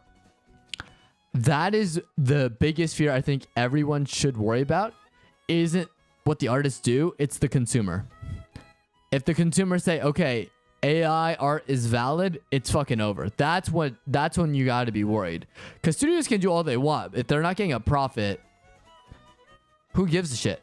What you got to worry about is the consumer. And with all the brain rot nowadays, I think people are becoming more tolerant to that bullshit. Right. So I agree with you, Coral, to a certain extent. This isn't like me saying no. But I personally, wow, I'm so out of focus there. I think it's more than that. Yeah, I think the Secret Invasion was cooler if they would episode go from full light to man-made version. I think they could have done a lot more Secret Invasion. So the thing that Secret Invasion could have done, and here's the big thing from the comics, you should have made it a fucking movie. An Avengers movie at that. Avengers Secret Invasion. Because the whole point of Secret Invasion is they could disguise themselves as Avengers. Not just one Avenger, all of them. So who do you trust? Who did the Avengers trust? It's almost like Captain America Civil War all over again, you know? They could have done that, but they didn't. But full AI to man-made, I don't know how you make that consistent, because studios will see that like, why can't we just do full AI? They wouldn't even want the man-made version if you're gonna go that far. But I want them to. I'm on your side, Coral. I think I want them to because I want to see them fall on their face. Because, yeah, they can try. They can try. But like if anything, the thing they have to beat in terms of entertainment in movie theaters isn't even Hollywood anymore. It's fucking anime movies. Because we have Demon Slayer coming out. Oh my god, dude, that's gonna be so peak. You ever watch something more supernatural than fantasy? In what way, Coral? Like, give me an example of like a show or movie.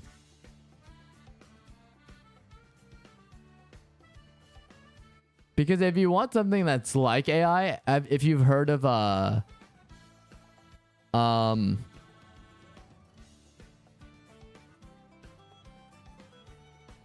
what's that? Hold on. I'm pull up. There's like a weird film. Not Twilight level of supernatural, but genre of it. Are you talking about like superpowers, but not fantasy? Like Are you talking about like? I guess the best example is like the movies that are centered in real life, like The City, but then the one person has like powers or something.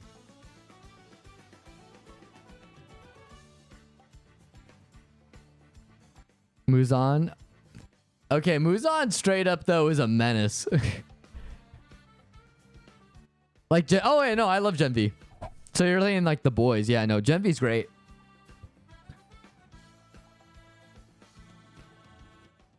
Gen V is also, I'm excited for season 2. I love Gen V, dude.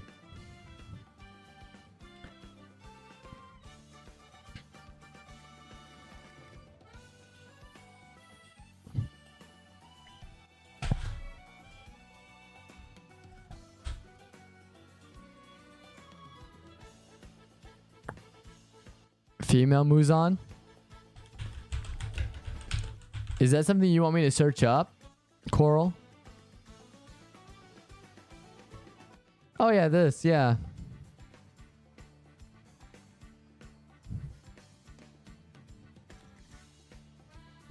But the question, Coral. Would? Question mark? Okay. That answers my question.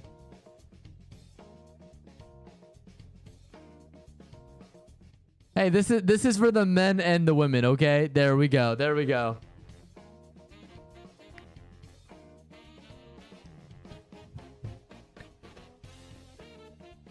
Have you heard the phrase? Okay. Have you heard the phrase, Coral? If there's a hole, there's a goal. Like that, my friend told me that, and I'm like, what the fuck did you just say to me? Yeah, United States of Smash, as my good friend All Might says. See, that one's that's a normal saying right there.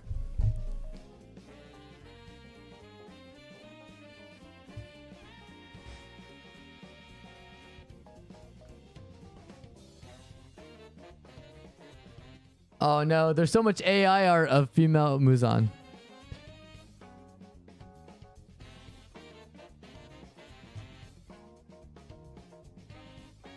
It really has the whole look going on too.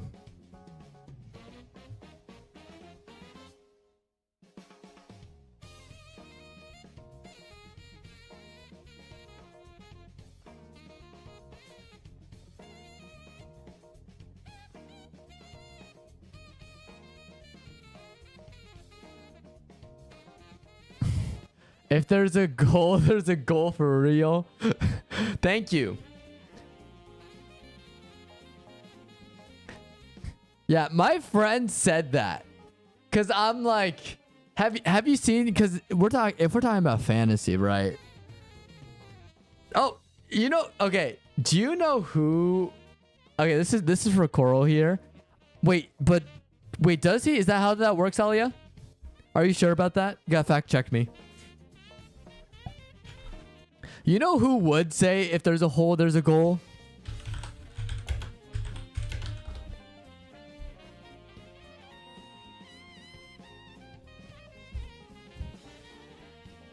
You want to know, Coral? You know who would say it? Unironically? If there's a hole, there's a goal. Coral knows.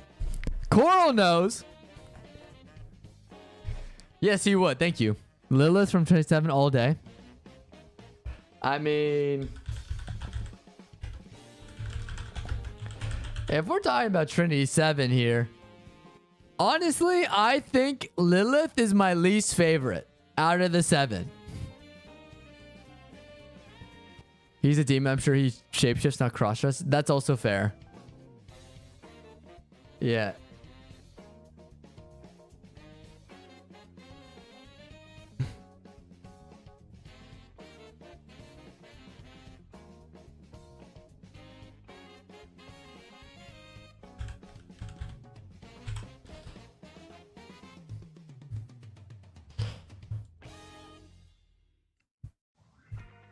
Yeah, because you said my top one photographer sister hangs in small Crystal ball top 2. Okay. You want to know mine? Because you have... This is Lilith, right? You have Lilith. I think she's the best girl. Out of all of them, best one. I will agree with you, though. The second small blonde hair girl. Hold on. Let's do... I said ninja. That's how I pulled her up. Not her, even though she's a great choice. Mira. There we go. There we go. I thought her whole thing, amazing. Her arc, fantastic. Also, what is this sus? Let's switch scenes. I don't want to be exposed. Exposed.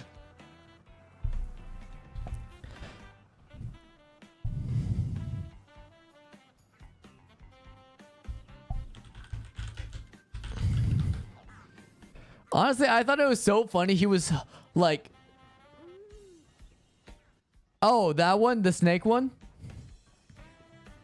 Or a snake-like girl? Okay. Yeah. I see. There we go. I got it. I got it for you. There we go. Right here. That's fair. Okay, but we do need to talk about this. One of the coldest transformations within anime. We talked about this, Coral. We did. His demon form transformation, dude.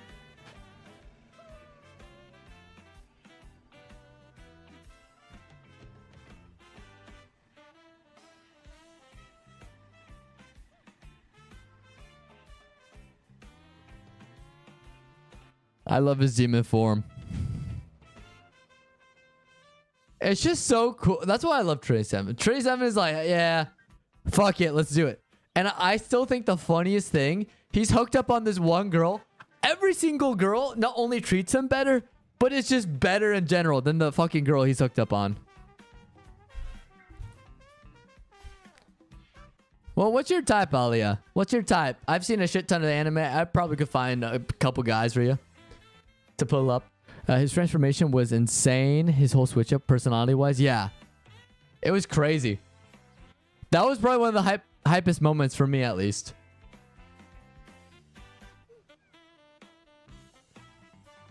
Yeah, that's why he's great.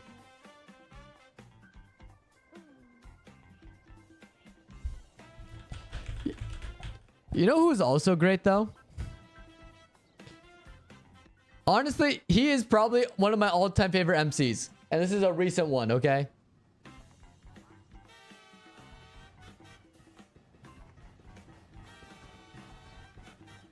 And I'm so hyped for the movie. Kajil. Yeah, Kajil's a good one.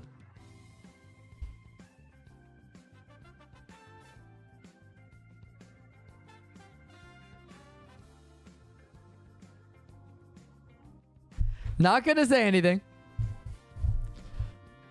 But man, I love Eminence and Shadow. This guy has so much aura. It's insane. If we talk about Sinbad levels of flexing, look at this guy. Look at this guy. Yeah, aura, Regalia, Blade Milcy is up there.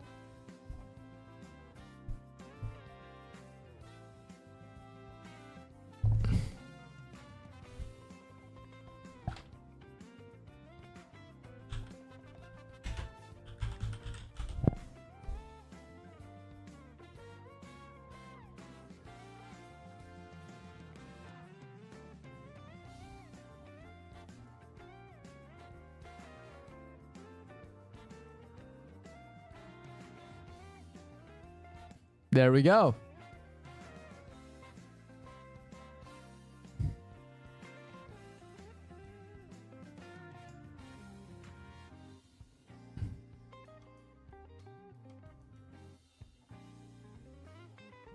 Nice.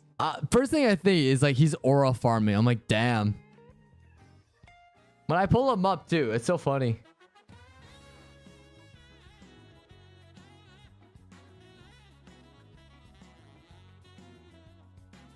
Let me close all these tabs so I can pull up some more images. Yeah, chaotic, loud, noisy dudes. Little femme looking in preferably goth. I do know something like that. Hold on.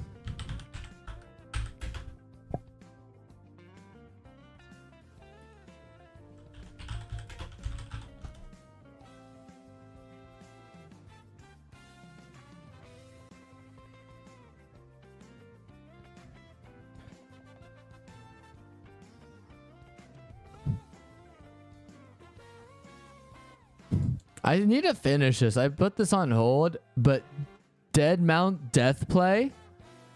There we go. He's not loud. And he is chaotic though. Dead Mount Death Play.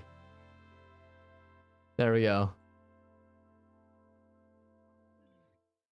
I think honestly amazing first episode. It's a little slow though, but yeah.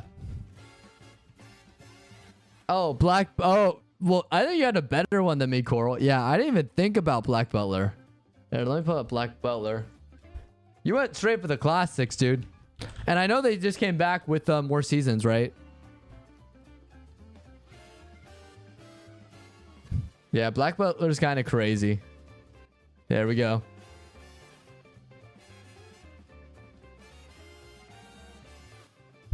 I love Black Butler though. Black Butler's really cool. Also, it's one of Connor's favorites. Yeah.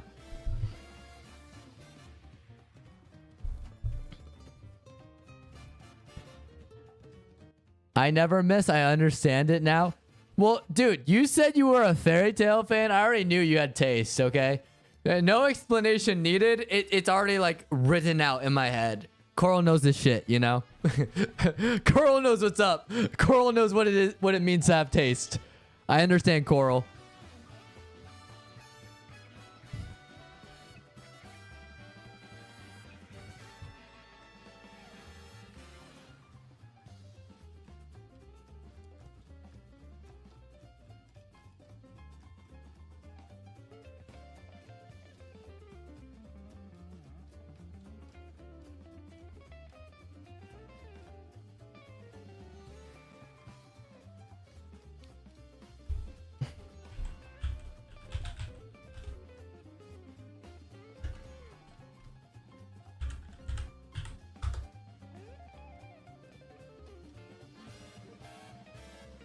I mean, there's also this. I need to get back into this.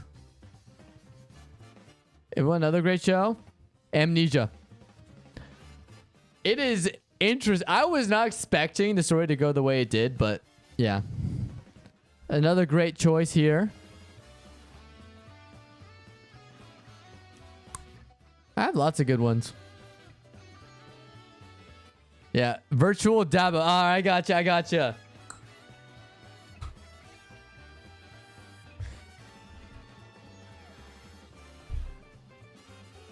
He's too serious?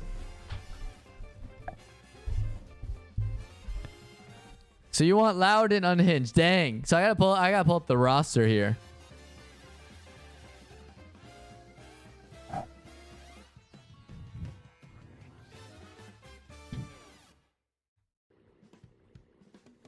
Oh, why? I should have. Okay, if you want someone who's unhinged, I found the perfect one.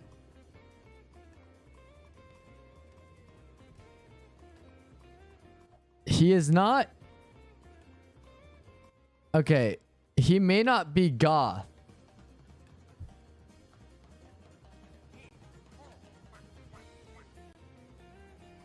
But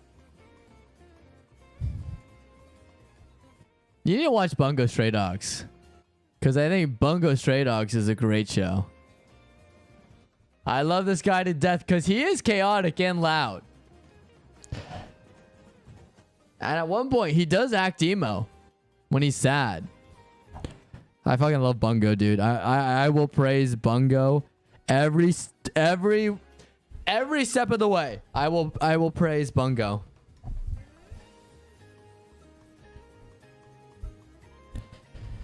Yeah, Bungo Stray Dogs is a fantastic show. I think everyone needs to watch it.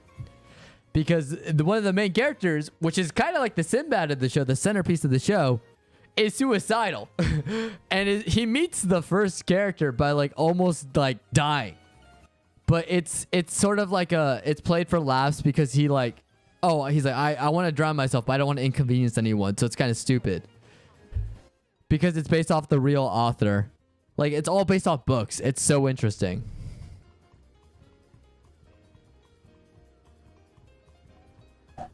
Yeah, where's... I'll just throw in Bungo. I think it honestly is one of the most overlooked shows. Currently.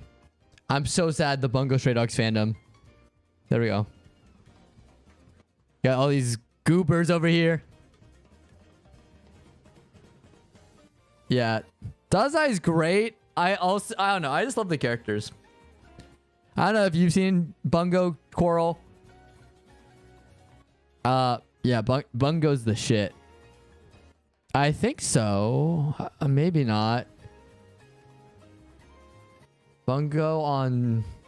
It might have been similar looking. I don't think Bungo...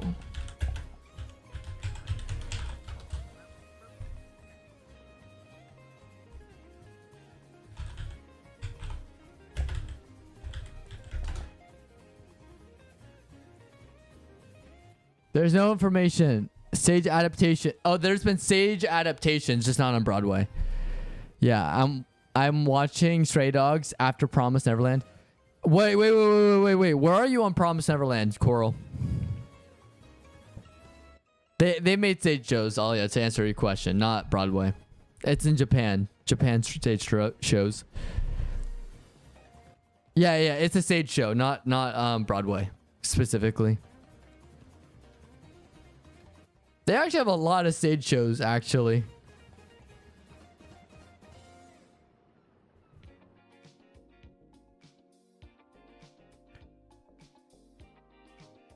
You watched? Okay.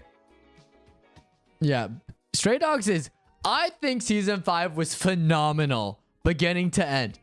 The tensions. Like, story amazing. I was at the edge of my seat the entire time. Has everything I love about the show and more throughout the whole thing. It was great. I love Bungo. Oh, Creed from Fairy Tail.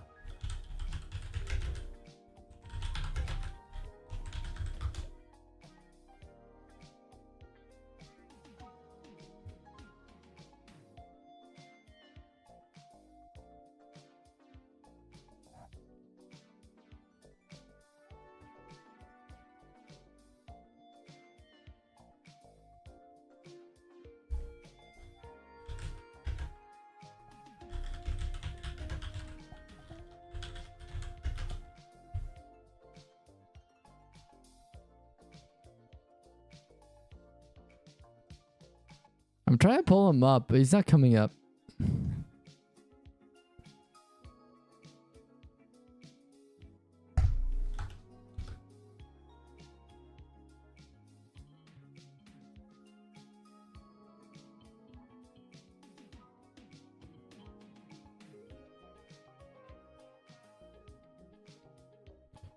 Are you talking about these bozos?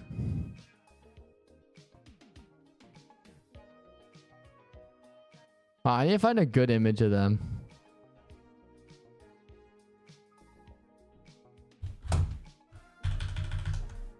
There we go. I found it. There we go. I was gonna say, was there a person named Creed? There you go.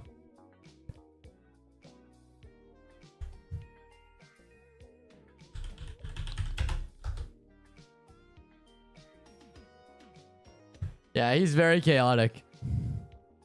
Also, you spelled Freed wrong too. Yeah. Yeah, and then you throw on his eye. And that goes crazy.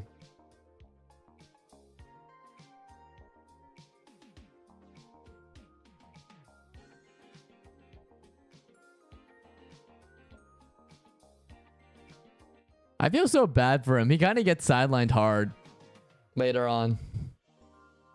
That's a cool power though. Cause he's the one with the glyphs, right? Yeah, his crypt magic. Yeah.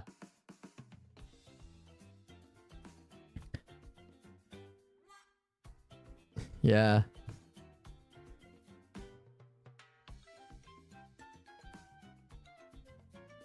I like this image of him crying. Hold on.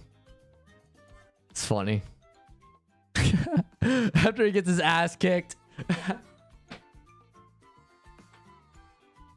To be fair though, well deserved from the Thunder Legion, okay? Well deserved ass beating. Cause then they all got humbled the fuck out.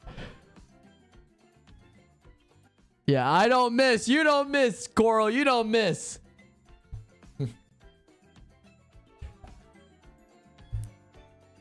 Yeah, and green hair. Okay, we got it. We got it. Good job, Coral. You got it. Yeah. We have like a library. Just a full-on library. Like, I keep forgetting how many fairy tale characters there are. There are a ton. When in doubt, fairy tale does always have the answer. That is true. That's very true. Yeah, and that's why I'm like so you know what bothers the fuck out of me? When people say, oh, fairy tale copied this popular anime, therefore it's a ripoff. And I'm like, dude. Just because it's a trope doesn't mean it's like a direct ripoff. You know what I mean? It's just, yeah. Oh, sorry. I didn't see you, Alia. I didn't see you. My bad. Tap up. We'll shake hands.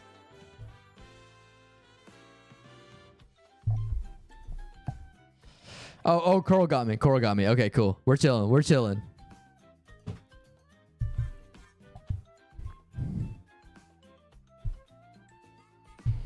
Yeah, when in doubt, fairy tale does have the answer. I keep going out of focus. I realize if I go way too far back, I get very blurry. I'll make hot characters purpose just marketing. Well, why do you think anime is such a lucrative business? You just create hot females and hot men, and you know people come running. That's all you gotta do. You know, and then R34 them, and then it's like, oh, even more money.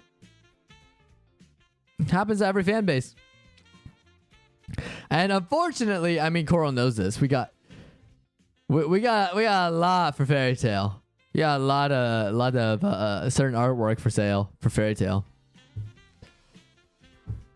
And it's unavoidable sometimes too.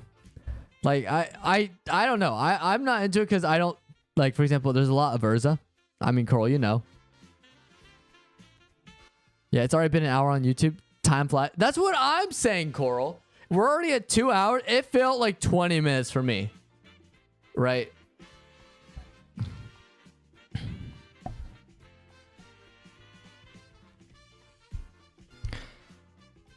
There are characters I've seen in fairy tale and games and such. They're there for like 2 seconds of screen time and people still they go fucking ballistic over their design. Dude, okay, yeah. Well, Irene is hot as fuck, dude, okay? Yeah, yeah, we talked about this. So, like, look. Coral? I am no simp. We know this, okay? I don't simp over women. I think it's a disgusting practice. Like, women should be respected. We shouldn't objectify women. I think women are awesome. You know? Women are incredible. Now that being said, hot damn! What the fuck? Holy shit! I'm on my knees. Holy shit! Look at that! Look at what I'm staring at, dude! Holy shit! Yeah, no. See, Urza, I'm like, look, Urza, I respect. I want her to end up with Jalal. That's my ship. but Irene is all mine. Look. Hey. I'll be the father who stepped up. Okay, I'll be a father who stepped up. That end of story. There we go. Hey, Urza. I'm your new dad now. Cool how that worked out. I think everyone does secretly, Alia. I think that's honestly... Yeah, see, Coral, I didn't even look at what Coral said. Coral, you know, we had the same thought. Okay? Oh, yeah. Oh, yeah. Even, okay.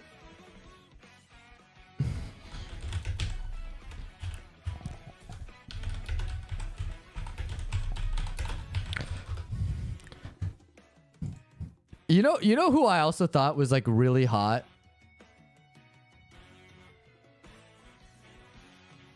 Even though she was evil and I hated her guts, I was like, okay, but like, if like here's my thing.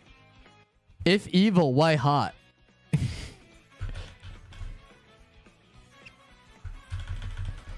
This is a time stop lady. You know, when Natsu unleashed his demon form. Yeah. Yeah. But that's completely fair. Also, yeah. So to my point, Alia. Yeah, I think everyone just is ashamed to admit it. Everyone simps over cartoon characters. Because why wouldn't they? They're hot.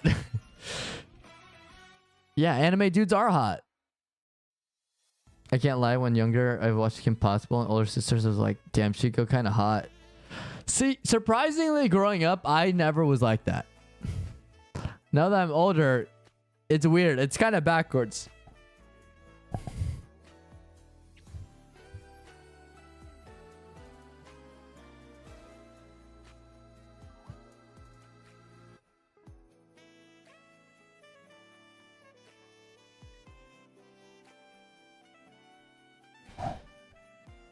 Yeah. She go... See, I didn't watch Kim Possible because then my like mom would make fun of me. Like, oh, you're watching Kim Possible. I'm like, never mind. I'm not going to watch this anymore. I thought the show was good. My mom kept teasing me. That's why when I was growing up, I just didn't watch it. Yeah, Mayor's Assistant goes crazy insane. I was like, damn. To me, what stuck out with me with Powerpuff Girls was the freaky episode with the Mayor's Assistant. And the lady with like the crazy hair. That's what stood out to me.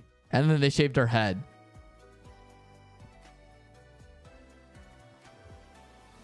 Like I know a lot of people. A lot of kids growing up. You know what their crush was?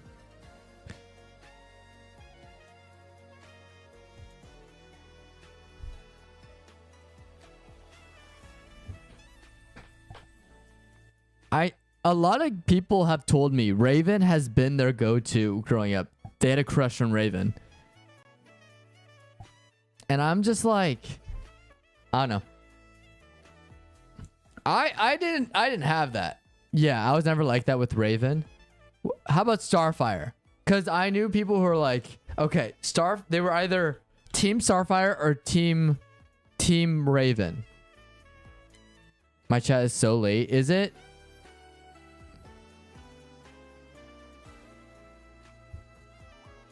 Yeah.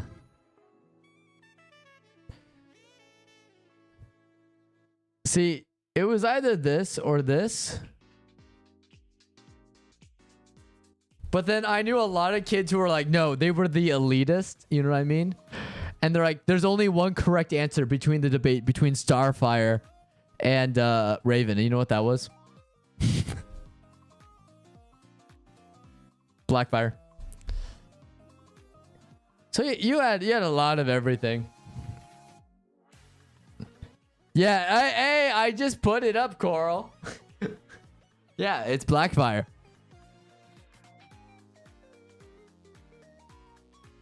In my generation, had to be Ed and A encouraged Dexter. Yeah.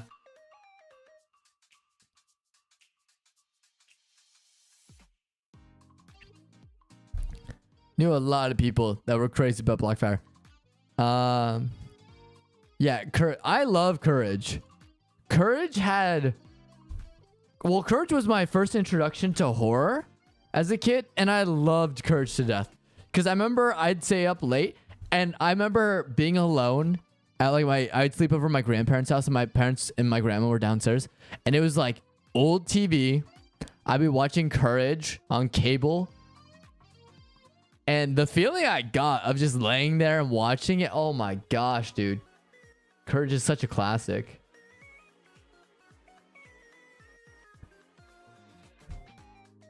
You know? Oh my god. Now, Courage is great. I think one stood out to me was Keira Knightley from First Pirates of the Caribbean. When I first watched it as a kid. Who's Keira Knightley?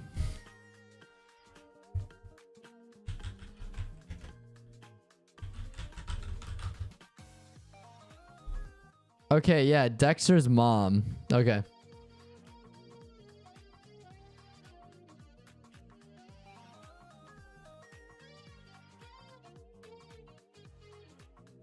Oh, okay. Yeah. I thought she was cool. Yeah, Dexter's mom.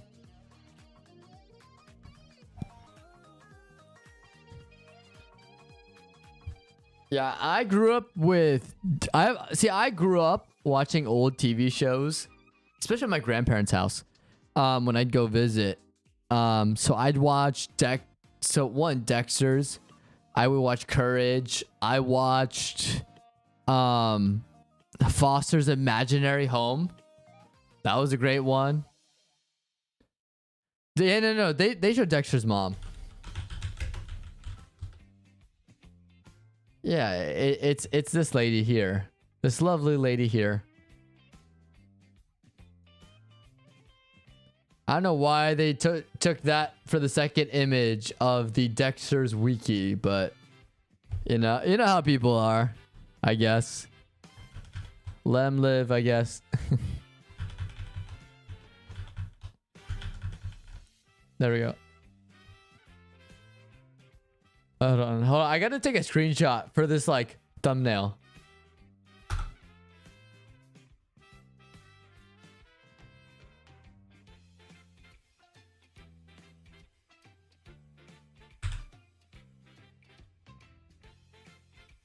Did it work?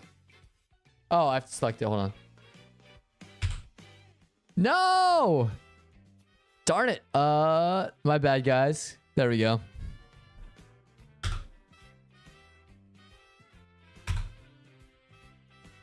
Which one takes a screenshot? I have a hotkey ready to take a screenshot. Number plus. That's what I have to select the source. My bad. My bad, guys. Let's do this then. While I have this, I'm working on screenshot output. There we go. Let's do enter.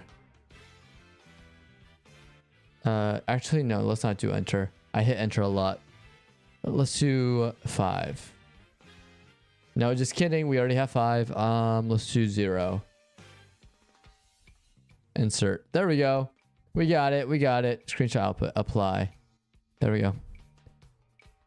Let's go. There we go. We got the screenshot.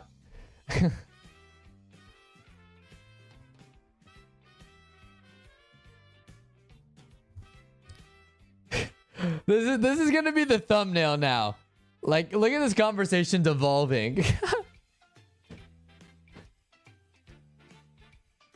Wait, what did I miss? In the Jetstones and Flintstones. Yes, how did I forget her? Lamau, Coral. Wait, what did I miss? Hold on. I gotta play catch up with chat now. Hold on. Grew up with old runs, marathons like 2 a.m. in the morning. Okay, I didn't miss much. Cool.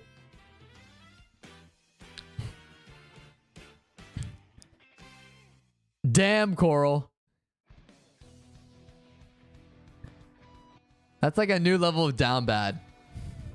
Honestly, I respect it though.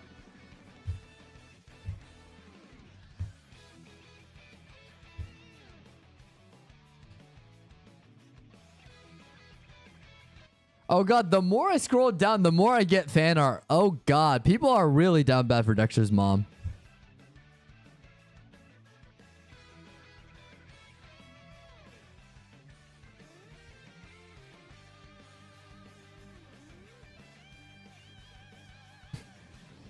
Bro. Oh yeah, well, what's her super...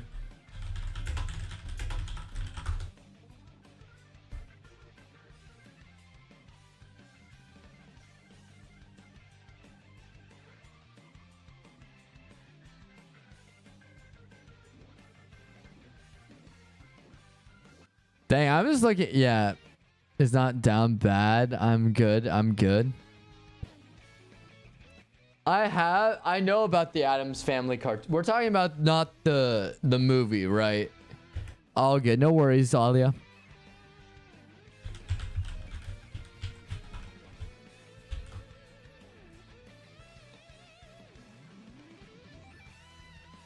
Oh, okay. I know what you're talking about, Alia. Holy shit, what a flashback.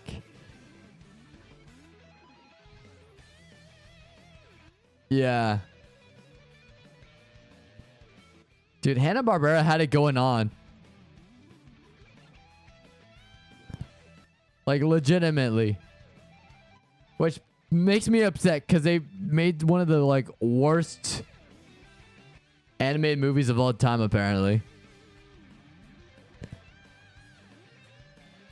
Okay.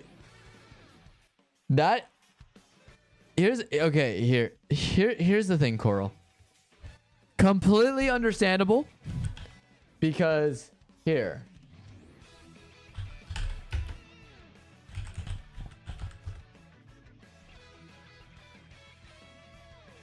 I mean, look at this, Coral, right?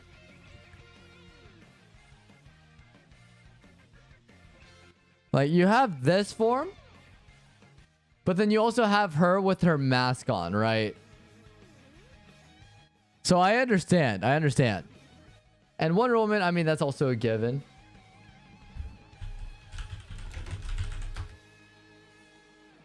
Right? That's fair.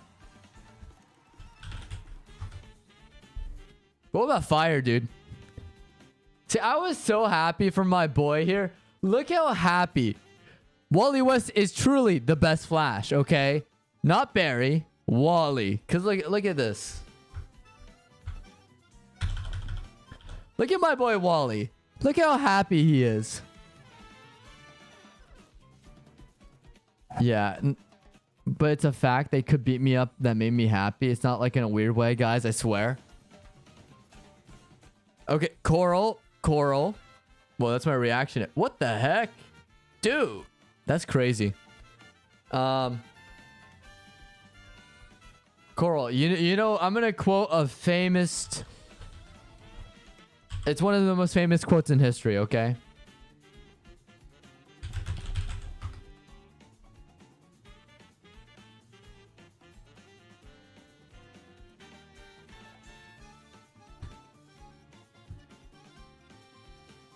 I love the kind of woman that would actually kill me.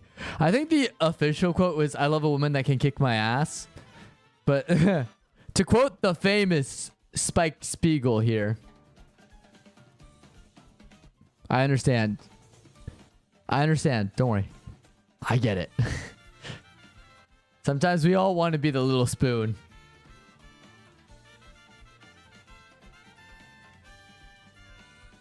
It's just how it is. Like, I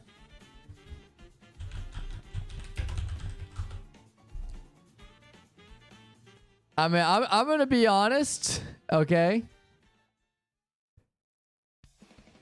I feel this way about her.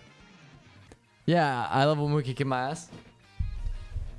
Miracle all the way, dude.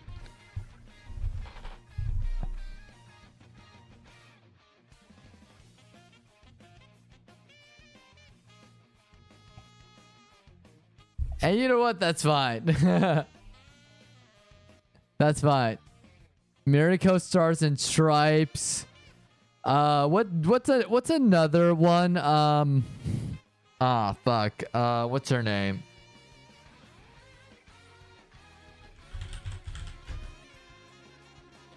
First thing that comes up.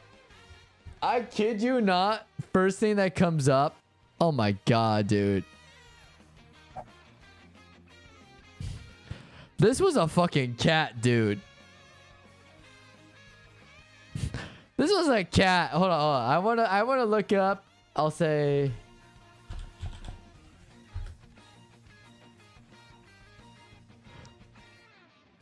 Everyone's like, oh, it's a talking cat. How funny.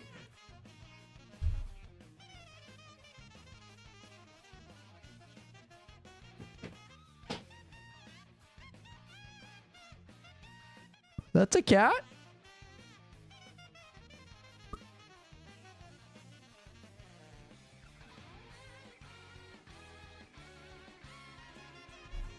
My friend argued with me. Bleach has the baddest baddies in all of anime. And to a certain extent, I think he has a point.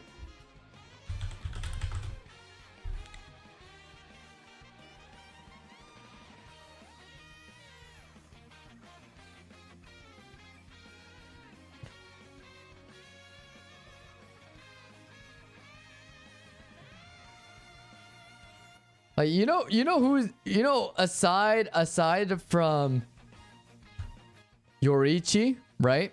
You want to know who is a baddie that I see everywhere? Everywhere. I kid you not. I see her so fucking much. And it's because of one feature and one feature alone. You know why? All right. Later, Alia. Take care of yourself. Wait, one green hair in Bleach that you can't talk?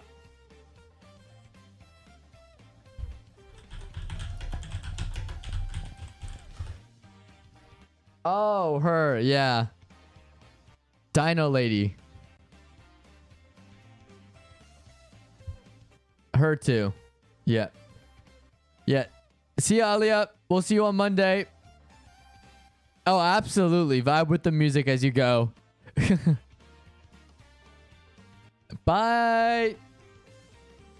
Thanks for hopping in. I appreciate it.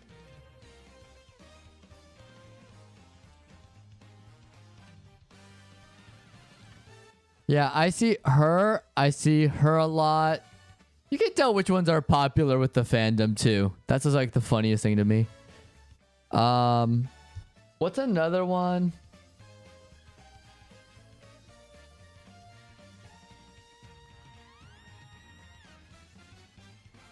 I need to catch up. I need to catch up on Bleach, dude. That's what I need to do. Ah, shoot. What's her name?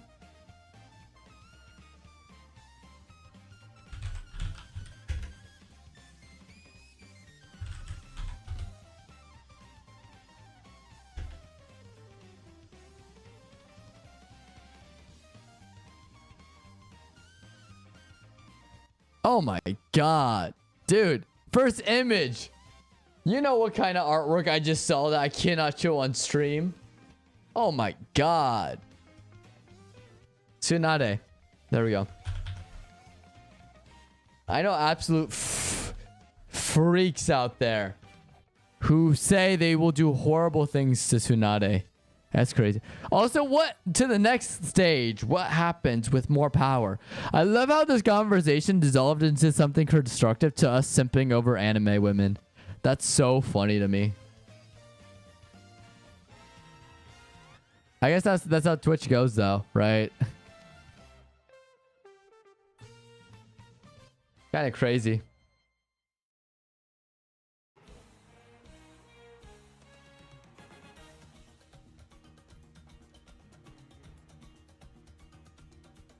Yeah, dude, we're almost at 2.5 hours. What the fuck?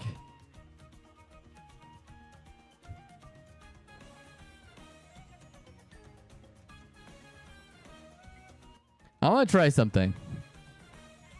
We'll keep on chatting, just chatting. Don't worry. but I want to do something that I haven't done ever before on stream.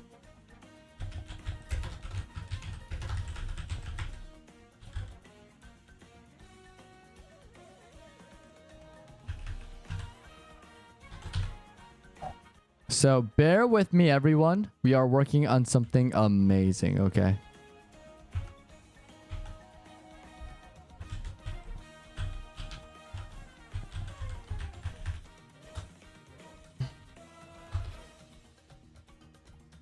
Okay, I'm in.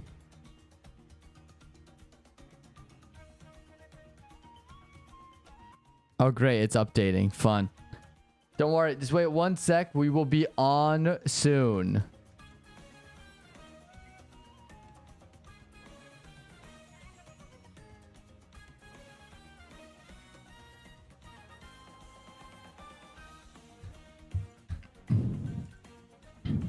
Oh my god, my screenshot is like you know what I should do? I'm gonna tell you guys what happens. I'm gonna post the screenshot we just took of Dexter's mom. I'll post it in my Discord to see what my friends say.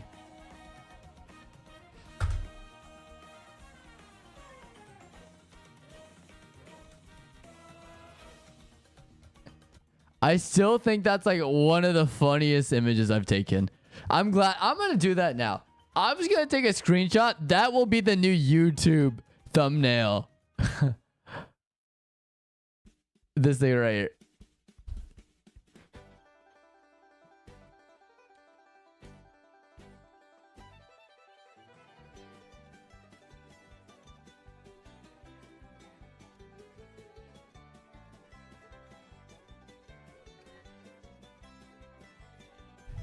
For my thing, I'm gonna be like chat down bad. Yes, I'm gonna call you out, Coral. That'd be funny. All right. I think it should be ready soon. Very soon. Very, very soon. Sooner than you think. Sooner than I think. Sooner than everyone here. Oh my goodness, I heard a boop boop. That means my thing is running okay. It's something I need to learn too. So you're good. Oh my gosh. 50%. Wait, what's going on? Steam. Moonstone Island. Oh, developers playing. Mostly positive, very positive. Oh. It's like a cozy game. Okay.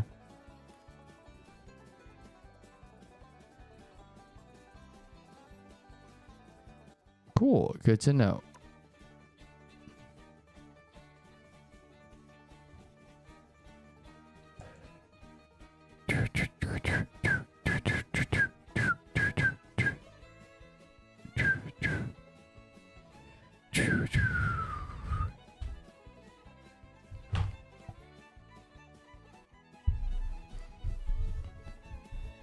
Here's what I'm gonna do, because I'm also feeling a little tired today, because I don't know.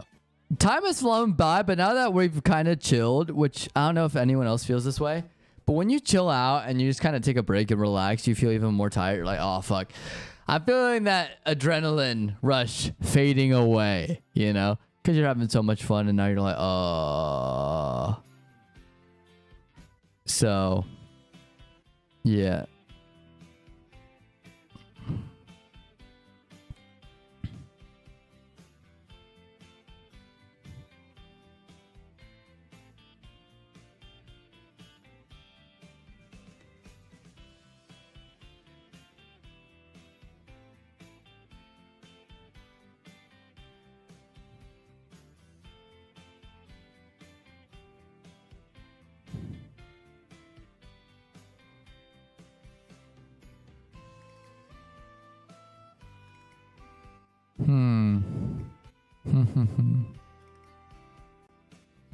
So here's the plan, because now I'm looking at my phone because I got a text message and I'm like, okay, Oh, and my internet's slowing down. Okay. Okay. You see that delay? Oh yeah, there's a huge delay, dude. Oh my god. Dude, my CPU is probably frying itself because I'm trying to do so many things at once. Uh-oh. Uh-oh. Well, you want to know why it's acting the way it is?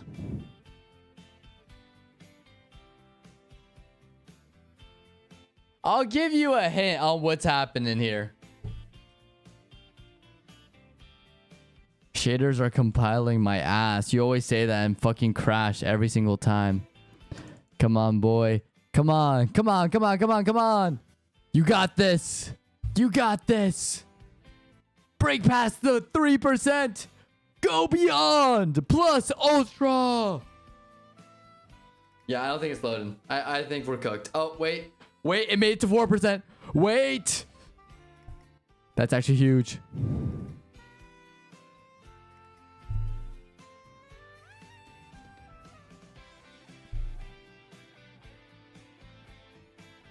$5%, 6%. Ooh, ooh, ooh, ooh.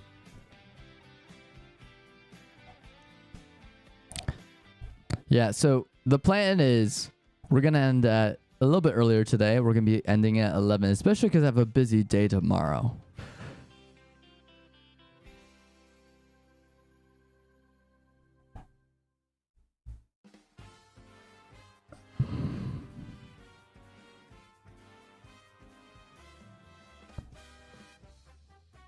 We're at 9%. Dude, I am so dropping frames right now. Drop frames 487. Oh my goodness, dude. Dude, it is so over.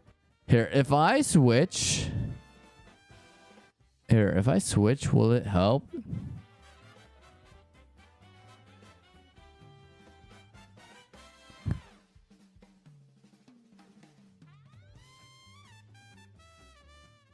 It's a little bit better. Yo, what's up? Welcome back, Coral. So here's the thing. I'm getting tired. As much as time is flying by, I am getting tired. So I'll keep talking. Like, we'll keep talking as normal. But I'm gonna boot up rivals. I'll be throwing some rivals. But yeah, we'll be chilling. But as you can see, I'm dropping frames too. So I'm gonna see if we can make this work. I may have to crash rivals. But we'll see. Because my CPU is probably dying right now. It's probably like suffering. Like, you know. Yeah, if this stupid... The shaders... I think once the shaders finish compiling, I think we should be all good there. But yeah. 19%. It's at 19%. Yeah. You're dropping real hard like Norbit when she went to the warp park and tried to go on the slide. Yeah. Pretty much. I'm almost like a Spider-Verse character. You know what I mean? Just jumping around all jittery. Thwip, thwip, thwip. I actually run on 48 frames a second. Or 10 FPS, yep. I'm at 10 FPS right now, truly. It's truly a moment in time.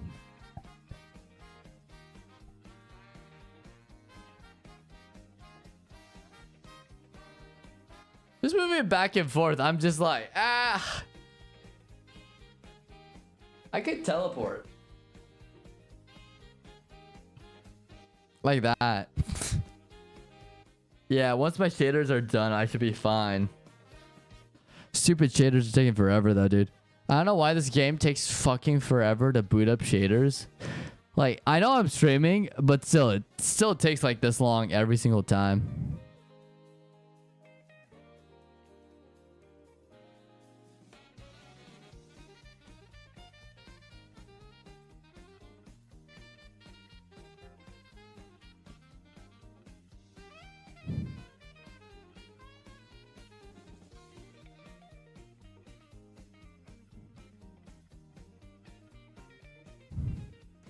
I'm trying to set up some Minecraft roleplay for Fairy Tail with a couple friends. Oh, nice.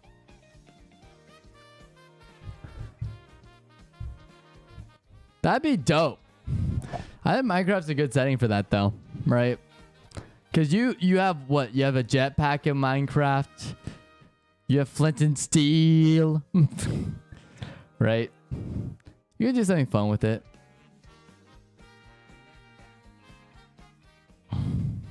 Also, of course, the dragons. They also have like a final boss for a dragon. Acnologia is the Ender Dragon confirmed, right?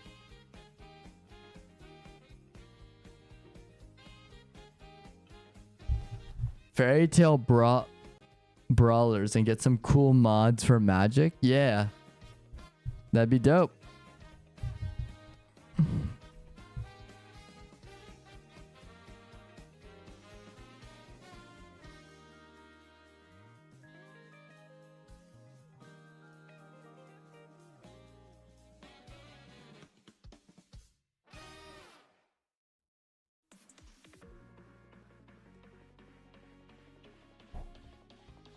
You're good, Goral. I'm just chilling with the shaders, dude. This thing just does not want to load. And I'm glitching out. It's so funny to me because it's like I'll be talking super close and then the next one is just like, oh, I'm back here. So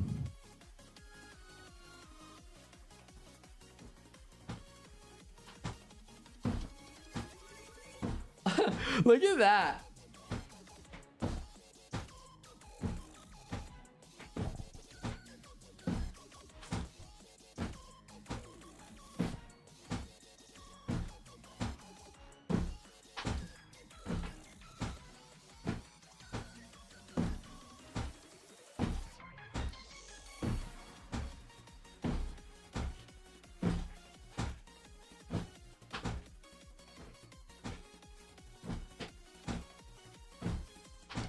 I'm lagging so much. I'm like jump scaring the webcam. What the fuck is going on? Raw. You know? So silly.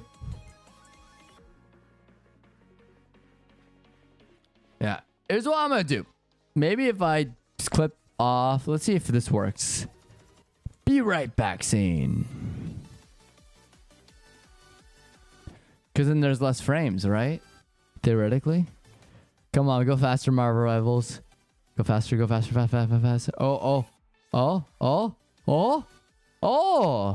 so it does work. Okay. Come on, you're at 55.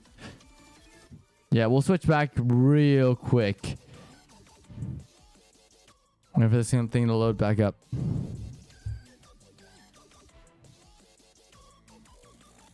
Don't worry, I'm still here.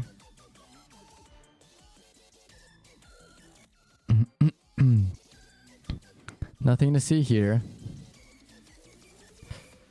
We're gonna keep going. I'm still here, don't worry. Not gonna leave.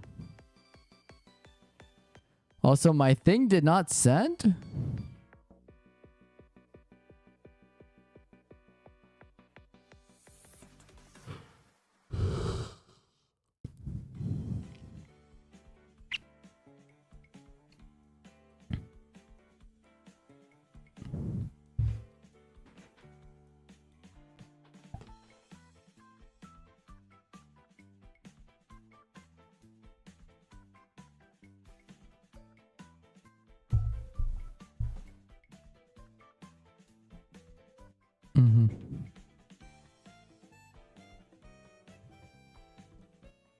Bum bum. Honestly, this is just like me vibing with the music. You can't hear me, but I'm still here. We're just vibing to the music at the moment because, hey, you know, we're waiting for Marvel Rivals to load. And once Marvel Rivals loads, then we're good, you know? That's what we're doing. We're just chilling. We're not doing anything too crazy.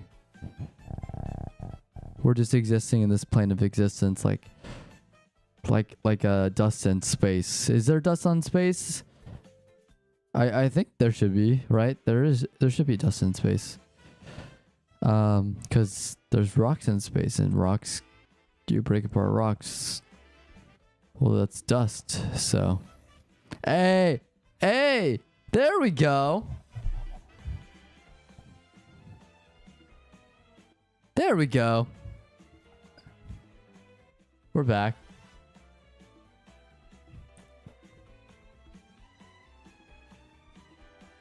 All right, do not judge me based on who I play or who I have as my hero.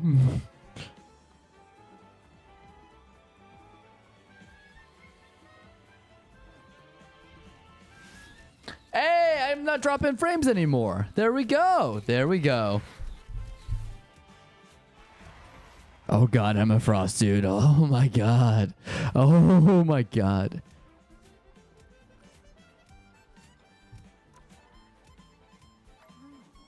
Wow, crazy how she's my yeah. It's crazy. It's crazy. That's all I have to say. All right, we're just gonna do a couple quick matches. The person I like Luna Snow or Emma Frost. I like Luna Snow playing as her. So here's the ones that are my favorite. Okay, I'm just gonna go down the list. I love the Invisible Woman. Oh my god, dude, do you see her Malice skin? I spent $20 on this, and I'm unashamed. Oh my god, dude, look. Oh, amazing, amazing skin. Comic accurate. As a nerd, I love this. Anyways. Yeah, I got the K-pop Luna Snow skin too. Because I play Luna Snow. I've been trying to get really good with Iron Man. That's what I've been working on. So let's do a quick match. Let's run it. Because why not? And you know what? Fuck it. Once I select my hero, then I'll switch my category, and then people will know I'm a loser for playing Marvel Rivals. There we go. No one stole my boy. Luckily, Iron Man isn't. Oh my god. Oh no, I'm a substitute. Oh no. Okay, I'm definitely not gonna advertise that. Okay, we're already on disadvantage. Fun. Okay, I'm gonna go in as a.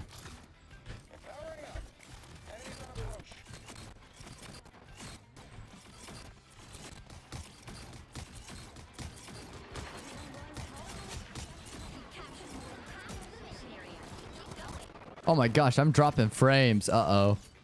The crazier it gets, the harder it's gonna be for me. Oh my gosh. Oh my gosh. Luna Snow. Luna Snow. Luna Snow. Okay, we got her. We got her. We got her. Cool, cool, cool. Oh.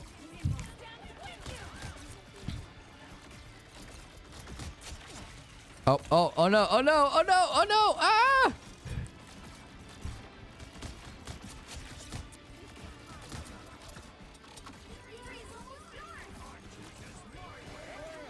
Okay, we got him. We got him. Cool, cool. Get Scarlet Witch. Okay, we're good.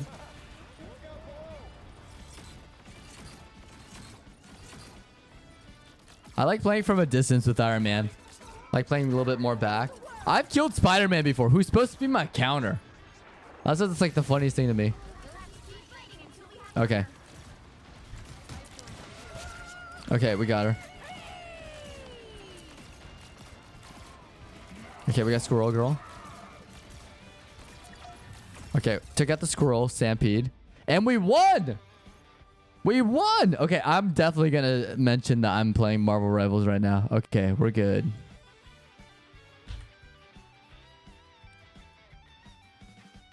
There we go. For all of the other people who want to play. Guess we better save the world again. Better save the world again. Jarvis!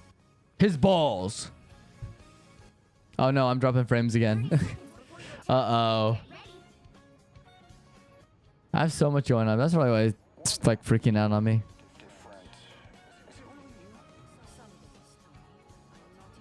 Oh boy.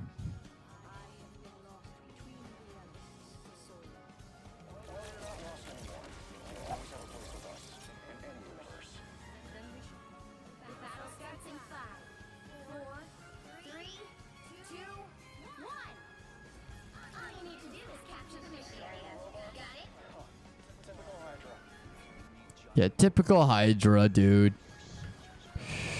I am Iron Man. Okay. Oh, I'm gonna help with the advantage.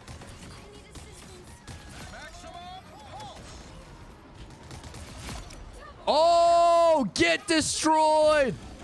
Oh, shit. Oh, dude. Yeah. Oh, and I'm so dropping frames on stream. It's crazy.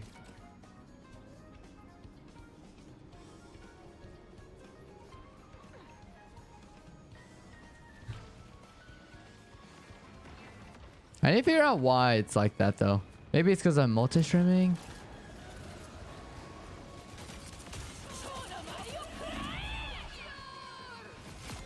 Oh, get fucked, Iron Man.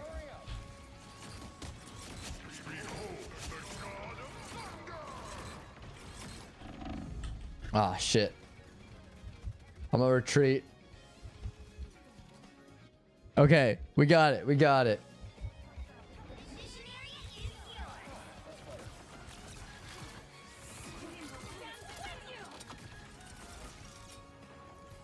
Yeah, we're getting there. We're getting there. I think my team's doing pretty well, right?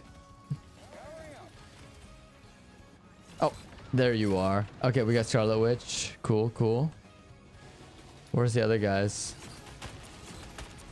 Oh, shoot. Where is he? Where is he? Where are you flying off?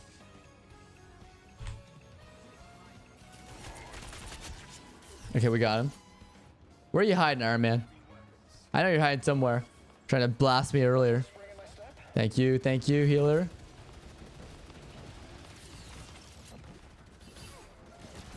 Their team kind of sucks though. So it's kind of good that... Oh, there he is. Ah, shit. Okay, rip. He got me. They got me. Okay.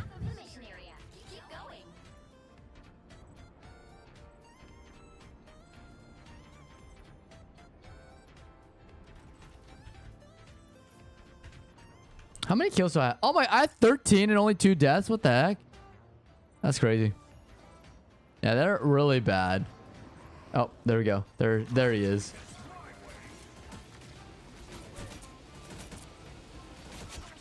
Okay, we got him. We got him. Good job, team. Yeah, we got it. We got it. Easy peasy, boys. Easy peasy.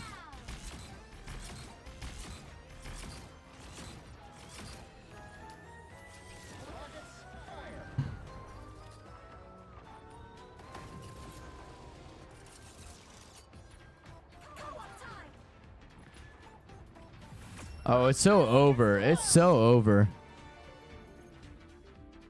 Easy.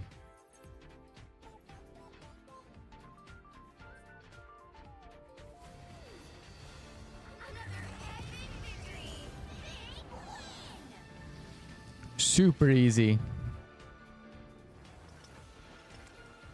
Not even mad by it, too. Oh, dude. That pose. Holy shit. All right, we're giving the whole team a thumbs up. I think it was in a lobby with friends. We all pulled our weight though. There we go. I want to see my highlight though. I gotta see where I did justice, you know? Oh, is this one? Yeah, absolutely. Look at these fools. They know what they're doing. The Iron Man barely made it out there, dude. And that helped take out the Thor. Yeah. No, that one for sure.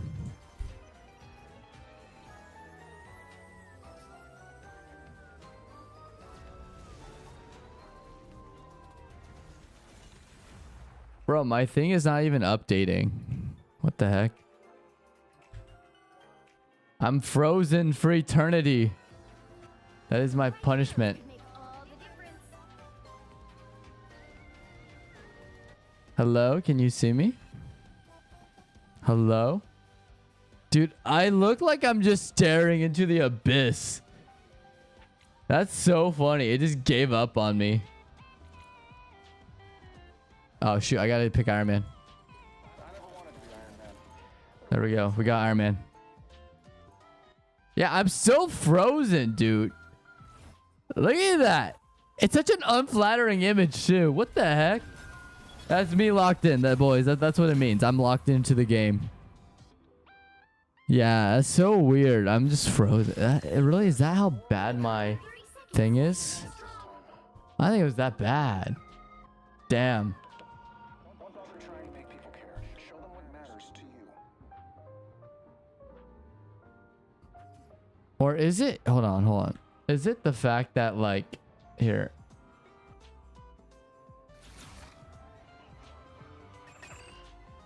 The battle starts in 5, 4, No, it's not that. Okay, whatever. 1. You have to stop them from Oh, shoot. My team needs my help.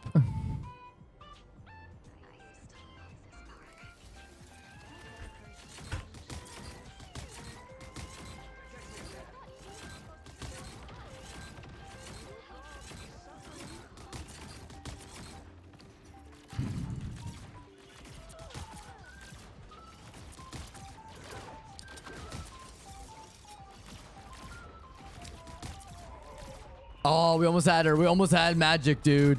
Okay. Dude, I'm so frozen. That's so funny. Oh, Ultron's gone. Why is our healer dead?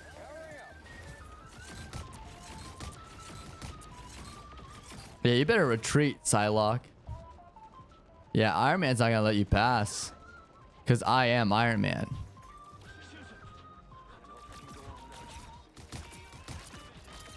Yeah, you get back, guys. Retreat. Strategic retreat, guys. Watch out. Venom's coming. All 13 inches of Venom.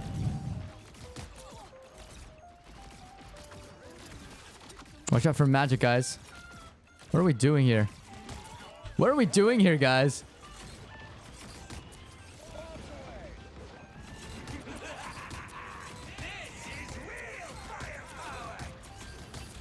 Oh my gosh. Oh my gosh. Are you serious, guys? Where's my team at? Where's my team? Bro, why do we have 4 healers? And no one's doing any healing? What is my team comp, dude? What is my team comp? Seriously? No wonder we're doing so bad. Like, I'm doing exactly what I'm supposed to be doing. Oh, there we go. There we go. There we go. Fuck you guys. Yeah, I need to recharge my health. Health pack, health pack. There we go. Here, I gotta be like this. Stink attack. Oh, get fucked, dude. Get fucked, magic. Ah, dude. Did my thing really disconnect now? Is that why? Come on. Get back on. It's because my thing isn't loading. That's so sad. I'm still eternally frozen for the rest of the time. That's what's gonna happen. What can you do?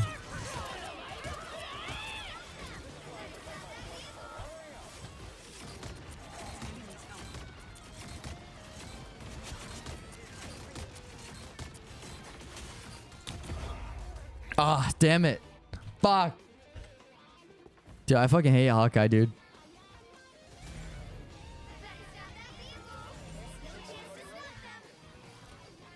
Bro, why is my team so booty cheeks?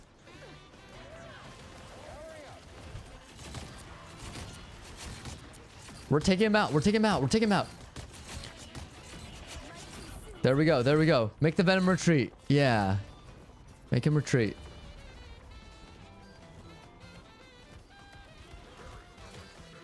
Where's Venom? Where's Venom? Make sure he doesn't get out of there. Oh, we got him. Okay, cool, cool, cool. That's what I thought, Venom. That's what you get.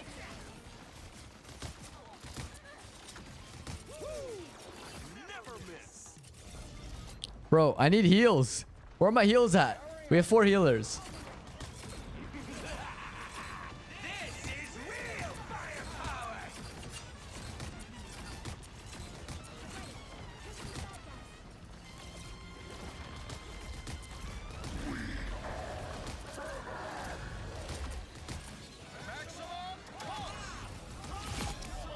Oh, get fucked. Get fucked. Get fucked, Venom. Oh, poor you. Did you want to do heals? Oh, we got Rocket. Okay, cool. Can you get Venom? Can someone get Venom, please? Bro, we can hold them. We can hold them. Just don't let the... Okay, they fucking got it. Never mind. Fuck us. Okay. Okay. I see how it is. Why do you guys let magic step on you? Don't let magic step on you. Not like that, guys. Not like that, you freaks. Rocket. Come after me. I'll blast you. Okay. Cool. Get Venom. Get Venom. Get Venom. Don't let him leave. Good. Good job. We shut him down. Okay, we got Luna.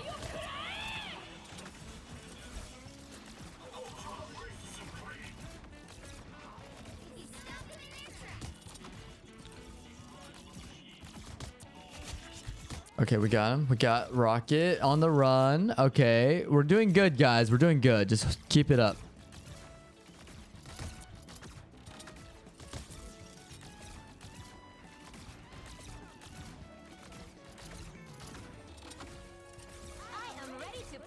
Okay, they got Spider-Man in.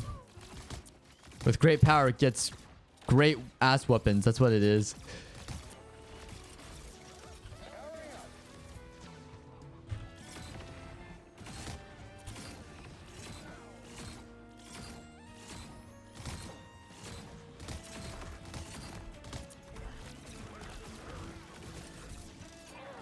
Okay, I almost have my ult too. Okay, we got it. If they push, it's over for them, dude.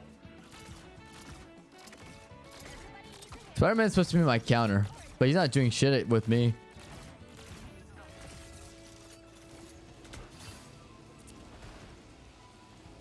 Oh my gosh, almost got him.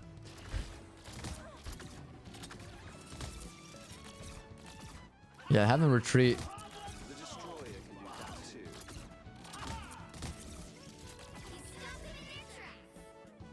Good job, guys. Oh my, we're actually destroying them. It's actually kind of sad. Oh, can I take out the Spider-Man? Oh, now you retreat, Petey.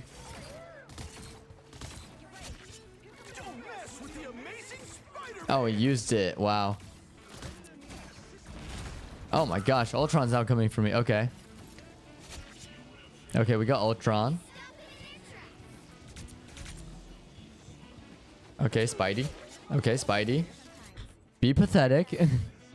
One of the worst Spideys I've seen. Oh my gosh.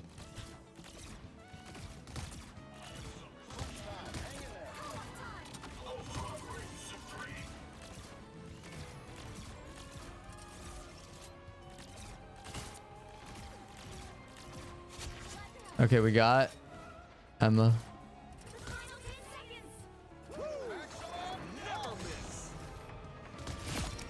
Oh, get destroyed. Uh-oh. Okay, we got Hawkeye.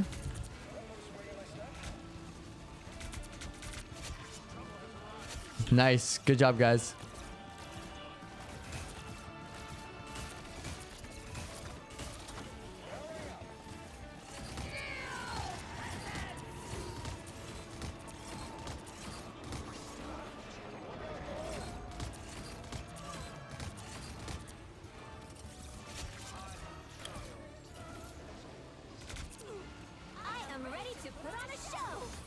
Oh, fuck Luna, dude. They're holding it. They're holding it somehow. I'm surprised.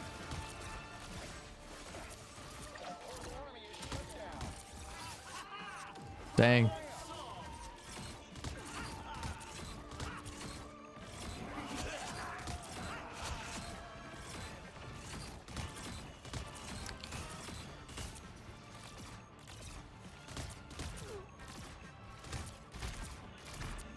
Okay, if I have my ult soon. Oh, we're gonna have my ult soon. Okay, cool.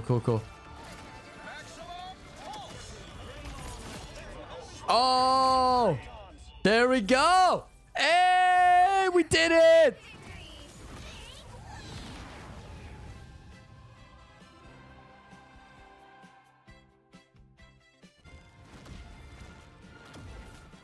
Yo, good job. Good job.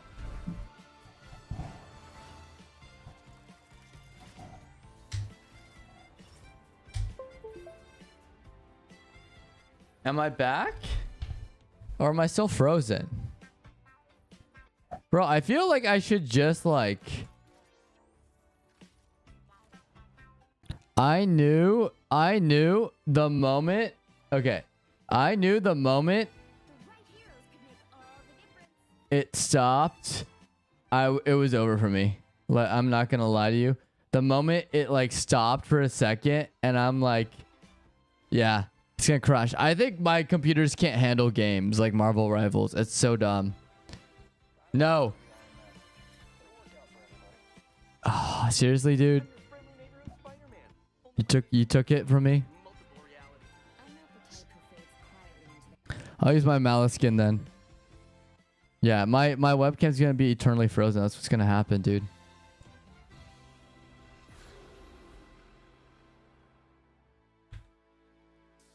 After all these years. We'll be coming in 30 seconds. Stay strong. There we go. Every moment of every day.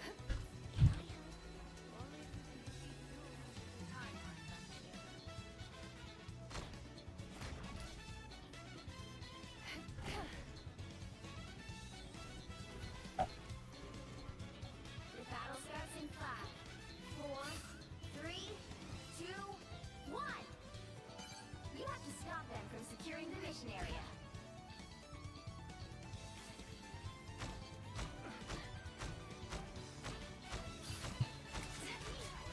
Feeling fantastic. I'm wounded. Oh, wow.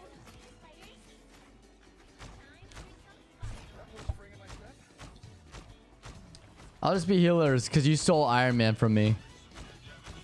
Okay, Ultron, I got you. I got you, buddy. Don't worry. Even though you're a healer too. Vortex field. Psionic burst. Chin up. Guys, we need someone on the point. Help. Spider boss. I prefer hurting myself. Vortex field. Psionic surge.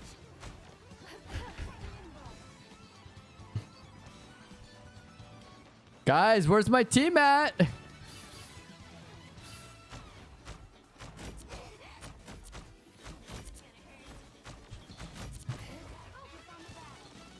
always been a heavy hitter. Psionic burst. Oh, rip, dude. So over.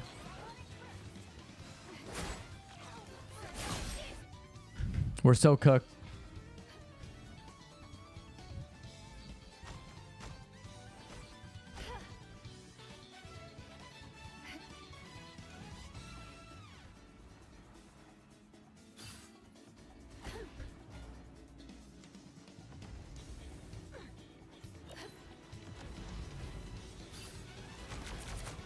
A little help, please.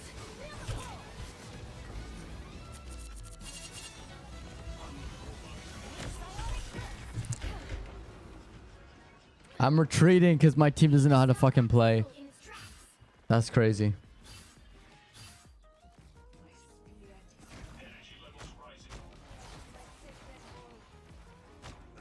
We are undefeated. You let me be Iron Man next time. That is not that vehicle.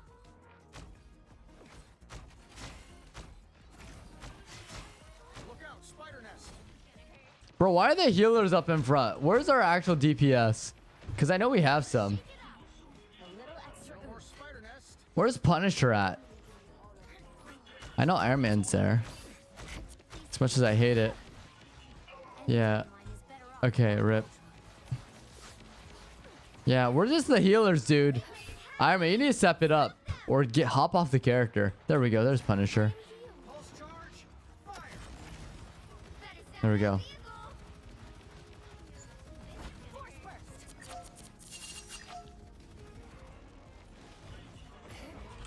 Psionic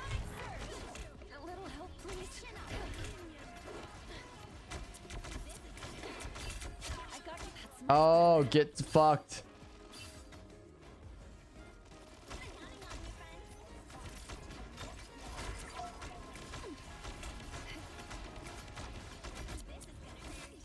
Arachnophobia time.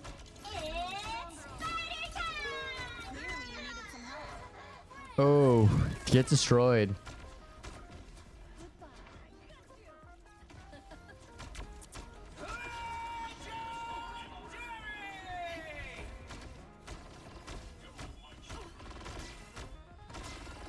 Us against the world!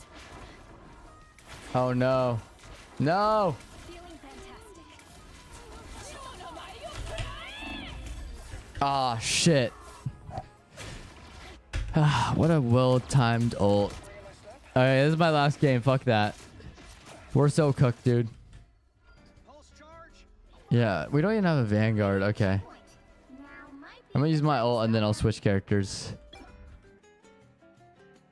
Okay. That's alright, guys. It's alright. We're doing okay. Bum bum bum bum bum bum bum bum bum bum bum bum bum bum. Da da da da da da da da da. Dun dun dun. Dun dun dun dun dun. Healer, healer, healer, healer. Ah, oh my gosh, are you serious? Where's my team at? Oh no, uh-oh, uh-oh. Disappeared, disappeared, disappeared. Fuck! Where's my team? Where is my goddamn team? I need to loan your help. Thought you wouldn't see me. Oh no. Better stop that vehicle!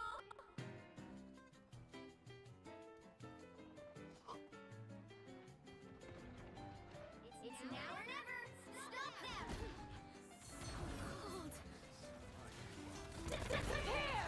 That put a spring in my step.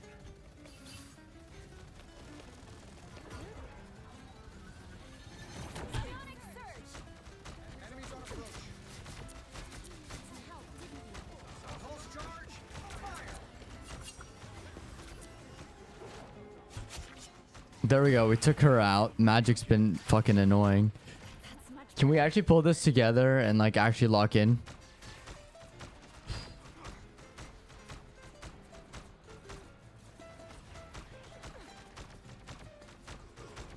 Venom, stop moving.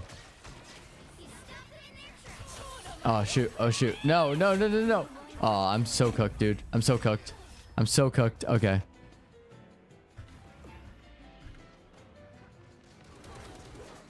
Yeah, RIP. We fucking lost. I'll fight for my family until I don't want them to blame me for not doing my job. Look at the Punisher. don't give them another inch, or else. Not sure how we'll solve this. I shouldn't be here. Why am I in front? Why? Oh, we're so cooked. Yeah, we're so cooked. All right, I'm gonna end stream just because I've had technical glitches, but thanks for watching, everyone. Even if you can't see me, thanks for stopping by. I do appreciate it. I hope everyone has a fantastic day. And for those on YouTube, I'm so sorry if I wasn't live streaming. I have to check. And I know I just got kicked off OBS because OBS is a pain in the butt. It is a very much a big pain in the butt. So, yep. You can only do what you can do. But yeah, that's pretty much it. Thanks for watching, everyone. I'll catch everyone in the next stream. So that'll be on Friday. So I'll catch you guys later. Bye.